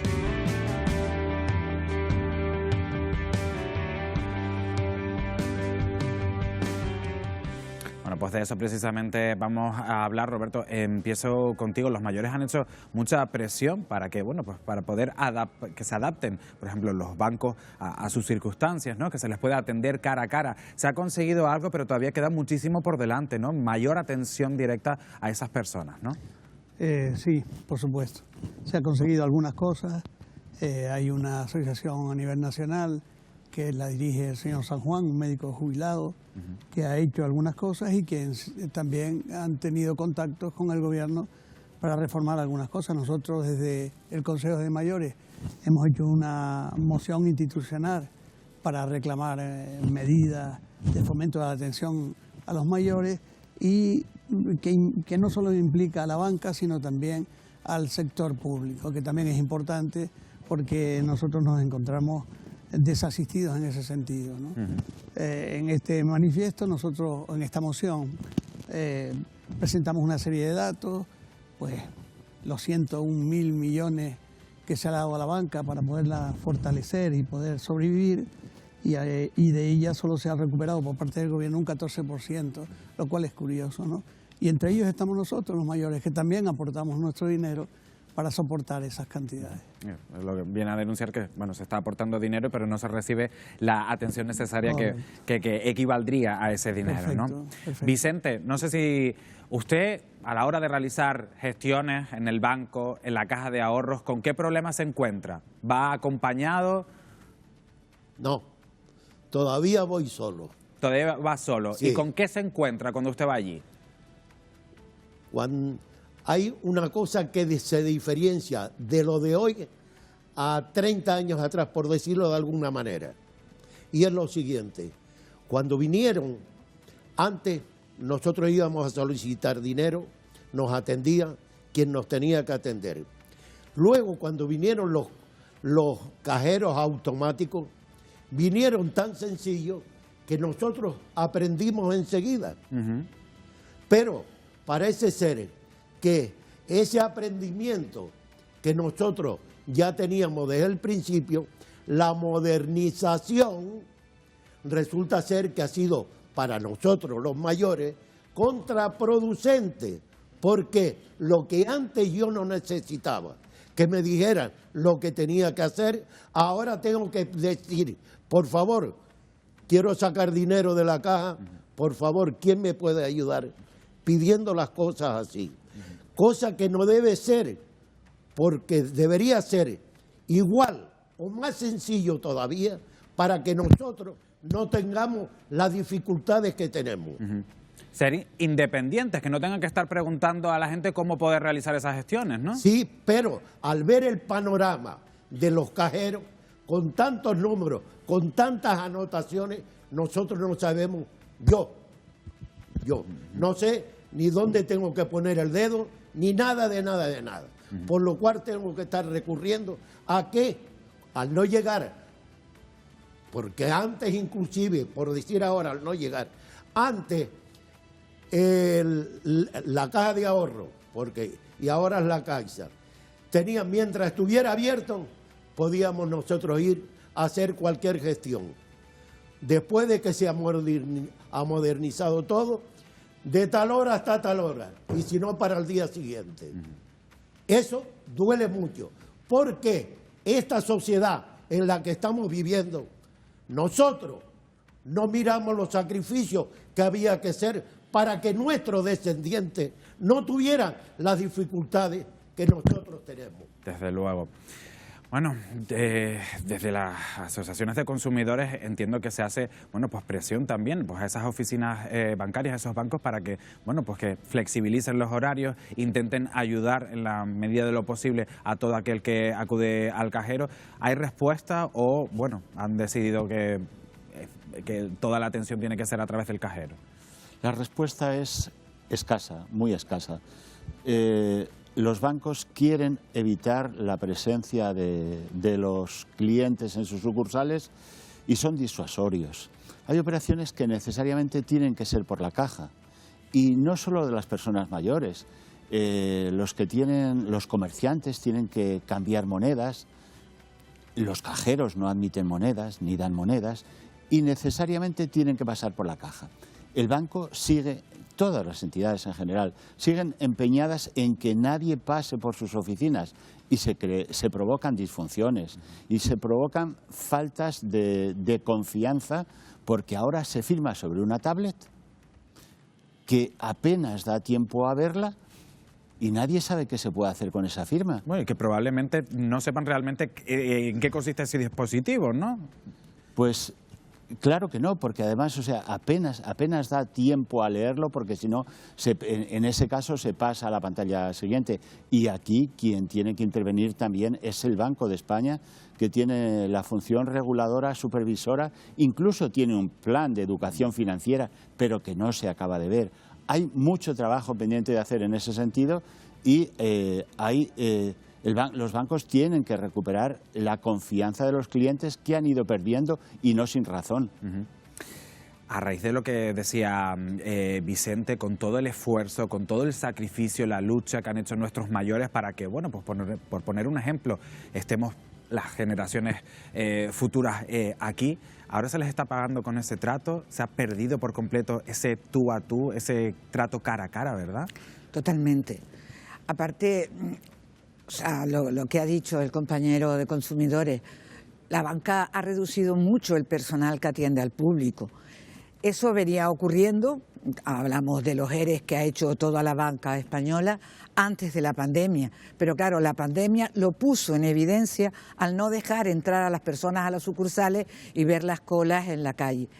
Pero es que además, él lo ha comentado, la brecha digital en este país es muy grande y no se puede pretender que personas mayores, que además en muchos casos carecen de una formación previa suficiente para digitalizarse, ahora lo hagan. Nosotros desde el sindicato, tanto de la Federación de Pensionistas como de la Federación de Servicios, que es la que corresponde a los empleados de banca, lo que pedimos es una mayor presencialidad. O sea, las personas mayores necesitan esa presencialidad para hacer las cosas. No se fían de un cajero y ahora han creado la figura del gestor. Pero es que entonces estamos haciendo a los mayores dependientes de un empleado de banca que además no está en todas las sucursales, solo en una. Han ampliado el horario, ciertamente, pero no todas las sucursales han ampliado el horario y luego tienes el problema de los pueblos donde no hay sino cajeros automáticos. Nosotros pedimos una mayor presencialidad y que se trate al mayor con respeto. El mayor no quiere depender quiere poder hacerlo. Y ahora había algo que antes usaba la mayoría de los mayores pensionistas actuales, que era la cartilla. Esa cartilla ha desaparecido de muchos cajeros y con la tarjeta les es más difícil. Aparte de, pongamos en evidencia otra cosa, el cajero al mayor le da miedo porque se siente inseguro. Es mucho más fácil atracar a una persona mayor que está sacando dinero de un cajero que si lo está haciendo dentro del banco con un empleado de la banca. Y eso es algo a denunciar, da miedo. Y estamos haciendo a los mayores dependientes de sus hijos, sus sobrinos, sus cuñados, el vecino y demás, porque les da miedo ir solo al cajero. Pues precisamente de eso vamos a hablar, de, bueno, intentar darles consejos, recomendaciones a la hora de acudir a cajeros, bueno, pues para que no se sientan amenazados y que, bueno, que no tengan ese miedo a sufrir, por ejemplo, pues un atraco, una estafa. Lo vamos a comentar con Elena Rodríguez Martín, del Cuerpo Nacional de Policía. Elena, muy buenos días, buenas tardes ya. Hola, buenos días, ¿qué tal? ¿Cómo están? Bueno, estamos viendo cómo Sí, cada vez es más frecuente realizar las gestiones bancarias a través de un cajero. Algunas de ellas, bueno, pues son tediosas, bastante largas. ¿Qué han de tener en cuenta nuestros mayores para evitar, bueno, pues contratiempos como eso? Pues a lo mejor que puedan ser atracados o que, bueno, que a lo mejor el cajero no esté en buen estado y puedan sufrir algún tipo de contratiempo. sí, bueno, sobre todo primero tranquilizar un poco porque por suerte estamos en una de las provincias y concretamente Santa Cruz es uno de los municipios que tiene pues un índice delincuencial más bajo que otras ciudades de España, ¿vale? Entonces tampoco no tenemos que ir con un miedo a priori desproporcionado. Sí que es cierto que podemos tener en cuenta unas medidas. Parece que tenemos problemas con esa conexión. Vamos a ver si la podemos retomar o, bueno, continuamos con el debate que tenemos en nuestro programa de hoy en Ponte al Día. Bueno, estamos viendo, Roberto, comienzo contigo otra vez. Parece que, bueno, pues también los mayores tienen ese cierto temor a acudir al cajero, más allá de a lo mejor de no saber utilizarlo, sino también de, bueno, pues se ven más expuestos a que les pueda suceder algo, ¿no? Discutiblemente. El problema está en la propia sociedad. La sociedad no acepta, o sea, están poniendo adjetivos nuevos a los mayores, ese que llaman en este momento el viejismo, que parece algo malo para los mayores. De todas maneras, en cuanto a eso que me preguntaba, es evidente que habrá que reformar un montón de cosas. Entre ellas está la formación de nosotros, de las personas mayores. Nosotros que, en definitiva, hemos estado en todas las cosas que se han hecho, hemos asistido a la democracia, a la paz, a todo esto, de buenas a primeras tenemos una revolución pendiente y esa revolución será nuestra propia formación, porque las capas sociales de mayores han ido evolucionando en estas últimas 2 décadas, han pasado de ser dependientes del mundo agrario a pasar a un mundo tecnificado. No se ha tenido en cuenta la soledad no deseada, la discapacidad entre los mayores. O sea, hay un montón de cosas que habrá que personalizar y que habrá que formar a esas personas. Y nosotros estamos por eso, por la formación, y al mismo tiempo esa brecha digital que existe se puede solventar, se puede acortar. Vicente, usted me comentaba antes que usted, bueno, pues todavía podía ir solo al cajero, al banco, pero me imagino que muchos amigos, muchos compañeros tienen que depender a lo mejor de sus hijos, de sus nietos para poder ir, ¿verdad? Sí, pero no solamente, porque no terminé de terminar el comentario de lo que estaba comentando. Inclusive nosotros, al poner un horario determinado, y según sean las circunstancias, nosotros estamos con el temor que no íbamos a llegar a tiempo. Por las 10 de la mañana o las 11 de la mañana se cierra la caja. Entonces, al cerrarse la caja, hay que acudir al cajero. Pero no solamente eso, sino vamos temprano.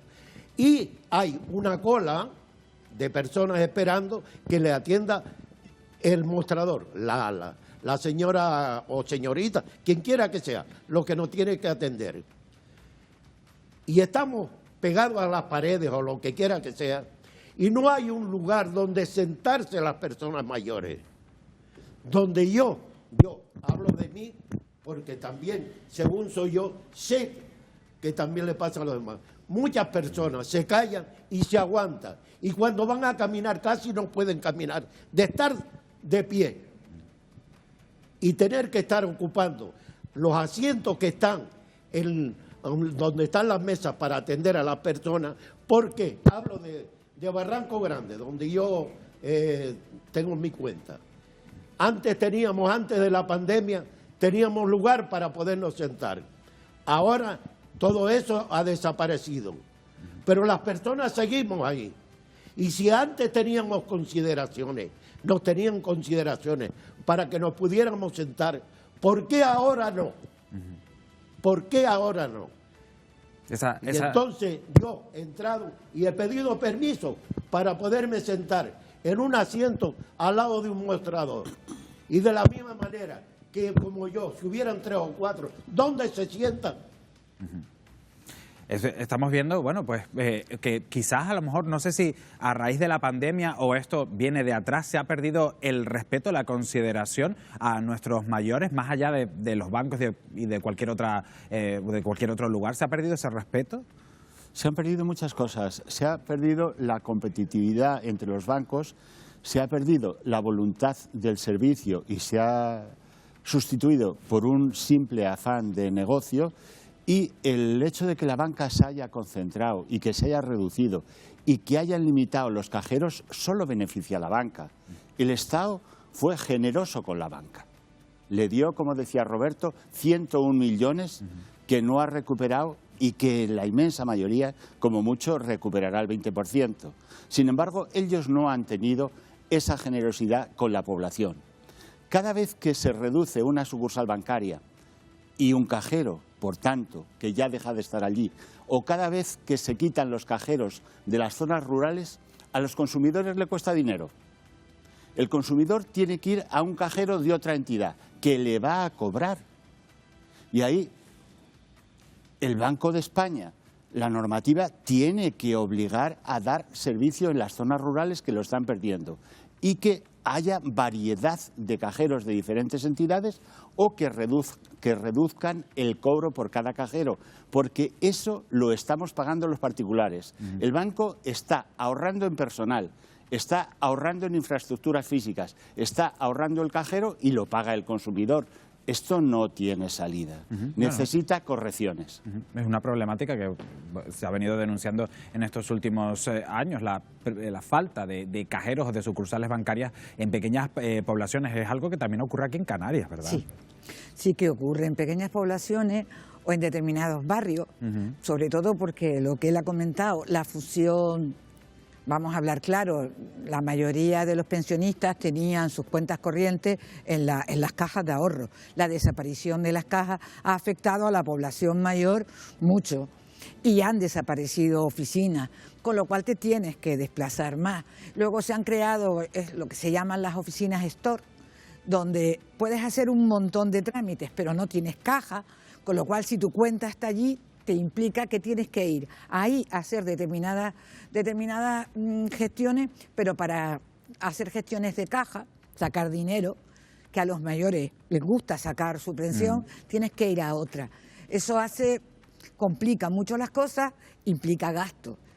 La banca nos dice que lo hagamos todo digitalmente, pero vamos, la banca te cobra por las operaciones digitales también, recargar una tarjeta, una cibertarjeta, entonces la banca cobra, y eso estamos hablando de una población con las pensiones más bajas de España, o sea, estamos hablando de que es un coste, y vamos a ser sinceros, formar digitalmente a los mayores, sí, habrá mayores que puedan acceder, pero vamos a hablar claro, hay muchos mayores que no tienen acceso a Internet y que no tienen capacidad económica para tener acceso a Internet, con lo cual no van a tener acceso a la banca digital. Y a mí eso, tú hablas de respeto, claro que se le está faltando el respeto a los mayores.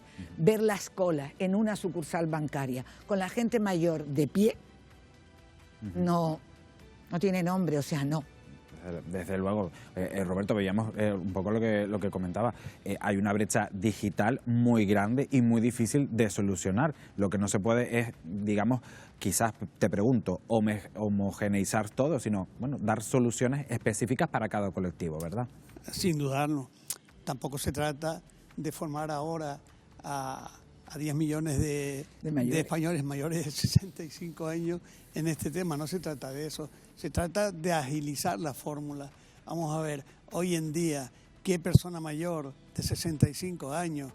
Bueno, hoy en día no, porque una persona mayor de 65 hoy en día tiene más conocimientos, más cultura que hace 2 décadas. Pero esas personas que vienen atrás, como la edad de Vicente, que ya son mayores, que en su momento no tuvieron esas capacidades, que se encuentren ahora con un problema de entender la tecnificación así, de la noche a la mañana. Pero sí hay maneras de hacerlo. Por ejemplo, ¿qué mayor hoy en día utiliza la APP o las web del propio banco? Ninguno, porque es dificilísimo. Yo me veo complicado cuando me meto en una APP de mi banco. Esa es la formación que yo digo que debería de partir del Banco de España con el compromiso de las cajas o los bancos y con el compromiso de los ayuntamientos también, porque eso ocurre no solo en la banca, ocurre en los servicios públicos y eso sí que es grave también. Un señor mayor que va a pagar su IBI y recoge su papelito en el ayuntamiento y después la próxima caja del ayuntamiento está a 2 kilómetros, tiene que ir caminando para presentar en el cajero el código de barras para poder pagar el IBI. No, va a ser que no. Nosotros pagamos a los ayuntamientos y ellos tienen el derecho de asistirnos a nosotros. Es que es así, no puede ser de otra manera. Vicente, ¿usted se encuentra otros problemas también a lo mejor a la hora de acudir al ayuntamiento también? ¿Vuelve a hacerme la pregunta? Por supuesto. Le pregunto, si usted tiene problemas también cuando acude al ayuntamiento de su ciudad a hacer algún tipo de gestión. Hombre, por supuesto. Eso lo vivimos casi todo.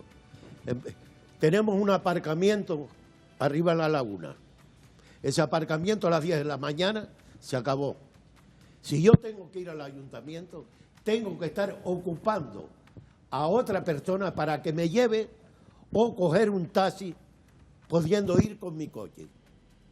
Y entonces no ha tomado las personas responsables de esta situación que vivimos la ciudadanía todos los días, buscando. Yo no dejo de reconocer que los coches ocupan un espacio muy grande y los lugares de aparcamiento son muy reducidos. Yo no sé cuál sería la fórmula, pero lo único que sí puedo decir es que si no tengo quien me lleve o coger un taxi, yo no llego arriba. Y esto es una cosa que se tiene que resolver. Pero ¿quién le pone el cascabel al gato? Le ponemos el cascabel al gato los que votamos y elegimos a los administradores que tenemos, somos nosotros. Pues antes de votar hay que tener en cuenta todas estas cosas, porque la boca amarga no escupe dulce. Una frase cuanto menos gráfica, Vicente.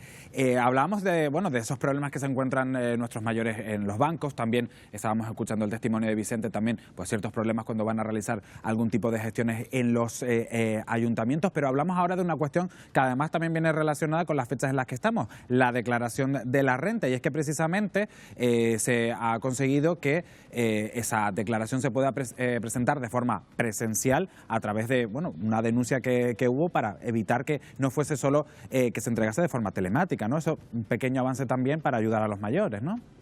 Sí, desde Hacienda, en ese sentido, la administración pública en general ha sido un poco más diligente que los bancos. Ha habido un cambio de cultura. Las personas mayores le eran fieles a su banco. Era su banco porque llevaban 25 años con ellos o 30. Sus padres o sus familiares tenían las cuentas en aquellos bancos, pero el banco no va a tener fidelidad con los clientes. Los usuarios, los consumidores, tienen que buscar el banco que le preste mejores servicios y más baratos. El banco que esté cerca de su casa o donde se mueva, el banco que le cobre menos gastos y el banco que le merezca más confianza, pero que no ese cambio de cultura los jóvenes sí la han adquirido. Los mayores va a ser difícil que la adquieran o que la adquiramos. Tenemos que cambiar esa mentalidad y mirar nuestros intereses. Y desde luego las administraciones públicas tienen que ser ejemplares y dar servicios de presencialidad que no los están dando en algunas ocasiones, como vemos todos los días en los medios de comunicación, en concreto en el Instituto Nacional de Seguridad Social, y exigírselo a la banca, porque la administración tiene que ir por delante y exigirle a la banca que preste servicios presenciales, porque no todo se puede hacer a través de una máquina. Y aparte de eso, los canales por los que la banca quiere que trabajemos se contaminan, porque está el phishing, las operaciones fraudulentas, y la banca misma, la banca que nos dice trabaja únicamente por el ordenador o por la aplicación del móvil. está metiendo publicidad y ya no sabes si es del banco o es de alguien que intenta estafarte o buscar otra cosa. Pues ha perdido esa confianza, como bien decía. Vamos a conocer ahora, bueno, pues saben que hubo esa campaña titulada no, Soy mayor pero no idiota, y nosotros tenemos la oportunidad de poder hablar con, bueno, pues el impulsor de esta campaña, que además, Wendy, tiene ciertos vínculos con Canarias, además. Efectivamente, hablamos de Carlos San Juan. Nosotros vamos a estar muy pendientes a esa conexión, precisamente para abordar ese movimiento que impulsaba Soy mayor y no idiota. Pero nosotros vamos a hablar ahora de las mascarillas, porque la noticia del día, Pedro, es que ya tiene fecha final de uso en los interiores. 19 de abril, esa es la fecha que instaba la ministra de Sanidad, Carolina Darias, a la espera del Consejo de Ministros. Nosotros estamos muy pendientes de esa noticia de última hora, aunque con excepciones, como por ejemplo medios de transporte, centros sociosanitarios y residencias mayores, que sí deben llevar esa mascarilla. Y ahora sí, nos vamos con Carlos San Juan, que ya lo tenemos muy pendientes, que ha sido el impulsor de ese movimiento, que ha facilitado y que todavía queda un largo camino por delante para todos los mayores. Ya nos escucha. Carlos, muy buenas tardes. Muy buenas tardes, encantado de estar con ustedes. 700.000 firmas que usted consiguió y pudo poner de acuerdo y además llevar este caso al Congreso de los Diputados. Además, Nadia Calviño también se pronunció. ¿Está satisfecho? Pues sí, estoy satisfecho, porque las últimas noticias, que han sido concretamente de ayer, en una cadena de televisión, pues ya se ha anunciado que la ley está en marcha. Ayer se presentaba y parece ser que en junio habrá ya un defensor del usuario financiero, de tal manera que cualquiera de nosotros, si tenemos una queja, la podemos presentar sin abogado ni procurador, directamente. Yo creo que se ha conseguido. Además, ya se firmó un protocolo en el cual conseguimos que en ese decálogo, en primer lugar, figurara la atención presencial, sobre todo durante horario de oficina, y sobre todo con una preferencia a los mayores. Y lo que es más importante es que las personas que no van a poder acceder al mundo digital, pues permanezcan en una burbuja analógica, porque son personas que no tienen medios para poder tener internet en casa y mucho menos un teléfono inteligente. Aparte de que los mayores podemos aprender y olvidársenos al día siguiente. Carlos, ¿imaginó usted en algún momento conseguir lo que ha conseguido cuando comenzó toda esta campaña?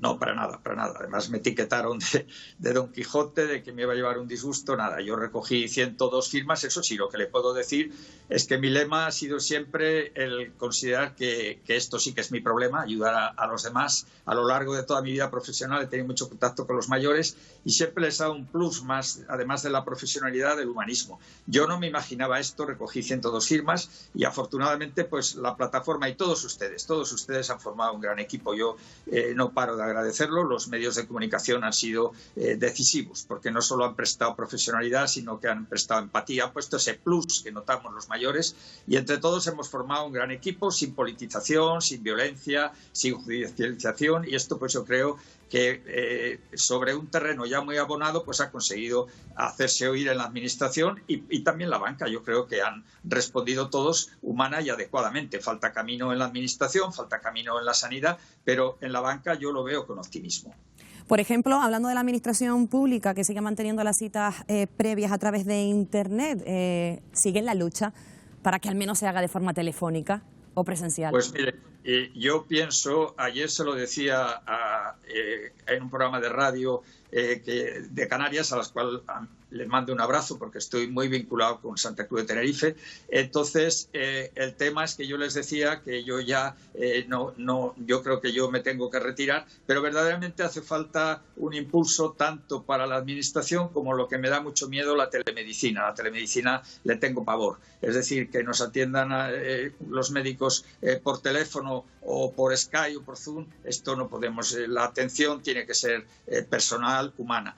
Entonces, aquí en Valencia pues está habiendo ya unos tímidos pasos en cuanto al ayuntamiento, en cuanto a la fe de vida. Ya hay unos horarios marcados sin cita previa, un día a la semana, pero verdaderamente este tema ya tiene que recoger. Lo importante aquí es que los mayores hemos aflorado ya no como personas que somos gravosas en cuanto a pensiones, gasto de medicamento, etcétera, sino que ya se titula fuera de España la rebelión de los mayores españoles. Es decir, que esto ha conseguido una popularidad y una publicidad buena en el sentido de que los mayores, que somos casi 10 millones, también contamos y que tenemos que ser escuchados. Yo creo que ahora verdaderamente hay muchos campos por actuar, pero ya son otras personas, otras entidades las que les corresponde defender los derechos. Carlos, antes comentaba que tiene un lazo estrecho con Santa Cruz de Tenerife, y es que usted estudió aquí. Sí, yo estudié en el colegio de La Salle, que estaba en el Puente Garcerán, en Santa Cruz de Tenerife, y luego durante toda la carrera, que no había entonces Facultad de Medicina en La Laguna, la hice en Valencia, pero yendo y viniendo. Es decir, tenía a mis padres, yo me hubiera quedado en Canarias muy a gusto, pero desgraciadamente parece ser que la medicina de entonces aconsejó que mi madre, que en paz descanse, tenía una anemia y que era debida consideraban que era el clima poco variable, que necesitaba un contraste de climas, y entonces ya se vinieron mis padres y yo, pues por atenderles, también me quedé aquí en Valencia. Pero realmente amo mucho las islas y las sigo con mucho cariño. Muchísimas gracias, Carlos, por haber estado hoy con nosotros, y sobre todo el ánimo y la enhorabuena por ese movimiento que ha impulsado y que tanta falta hace. Muchísimas gracias a ustedes por la oportunidad de recordarnos, y no piensen en mí, piensen en muchísimos mayores indefensos que ni siquiera me han conocido, pero que ahora sonríen y ya no hacen colas en los bancos. Muchas gracias a ustedes. Gracias, Carlos. Sonríen, y yo creo, Pedro, que también nuestros invitados han sonreído, no solo al verlos, sino a sus palabras todavía de seguir en la lucha. Desde luego, hay que seguir en la lucha para solucionar todos estos problemas con los que se enfrentan nuestros mayores. Termino el debate con Adelina. Me llaman la atención las palabras que decía Carlos San Juan, la rebelión de los mayores. Impresiona cómo los mayores también se han unido para hacer frente a todos estos obstáculos que se han venido encontrando en estos últimos años. Hombre, ha sido bastante impresionante la respuesta que los mayores han dado y que van a seguir dando, entre otras cosas, porque a través de lo que Carlos San Juan ha hecho, los mayores también han descubierto que existen muchos espacios de participación para ellos, de los que muchos mayores no tenían conocimiento. Es el caso de los consejos de mayores municipales, y el reivindicar que esos consejos funcionen, que se nos dé voz, más porque el mayor es una población grande y que tiene derechos, y que ha trabajado y luchado por esos derechos que hoy todos los españoles tenemos, y ellos ahora no se les puede apartar. Y permíteme que diga que nosotros le debemos todo a los mayores. Hablo personalmente y creo que hablo en nombre de muchas personas. Gracias a los cuatro por estar en el debate de hoy, y a esta hora vámonos a hacer un último repaso en nuestro punto de redacción. María Muñoz. Abrimos la ventana de la actualidad recordando esta noticia de última hora, y es que el Consejo de Ministros aprobará el 19 de abril la eliminación de las mascarillas. Una noticia que llegará después de Semana Santa por razones de seguridad, o al menos así lo han expresado los expertos en materia. Seguirá siendo obligatoria, eso sí, recuerden, en hospitales, residencias y también en transporte público. Por lo tanto, decimos adiós a las mascarillas el 19 de abril, después de que llegase a nuestras vidas el 21 de mayo de 2020. Y otra de las noticias que nos deja también el día de hoy es que arranca ya la campaña de la renta del ejercicio 2021. Vamos a repasar las principales claves de esta nueva edición 2021. Principalmente, aumenta el IRPF en las rentas altas, hay un nuevo tramo para las rentas procedentes del ahorro, y quedan exentas todas aquellas ayudas excepcionales que se han dado por el temporal Filomena y también por la erupción volcánica en La Palma. Y por último, como novedad también, se van a tener que declarar todas aquellas inversiones en criptomonedas, siempre y cuando los ingresos obtenidos sean mayor a 1.000 euros, y con independencia de si son aquí en España o en el extranjero. Y también otra noticia del día es que el Tribunal Supremo sentencia la gestación subrogada. Muchísimas gracias, María Muñoz, y nosotros seguimos muy pendientes de esa última hora. Ya sabemos, 19 de abril, fecha ya para terminar con las mascarillas en interiores, siempre con la excepción de centros sociosanitarios. Nosotros también vamos a estar pendientes de lo que nos traen hoy nuestros compañeros de Atlántico Noticias. Roberto González. ¿Qué tal? ¿Qué tal, Wendy? ¿Cómo están? Pues mira, efectivamente, a raíz de esa noticia de la retirada de las mascarillas ya con fecha puesta, nos vamos a ocupar precisamente del COVID en un punto del planeta donde ahora mismo está siendo un problema enorme. En China se acumulan de nuevo los ataúdes porque allí tenían estrategia cero de la enfermedad y Omicron aún no había entrado en su territorio. Ahora lo ha hecho y los muertos se cuentan por miles.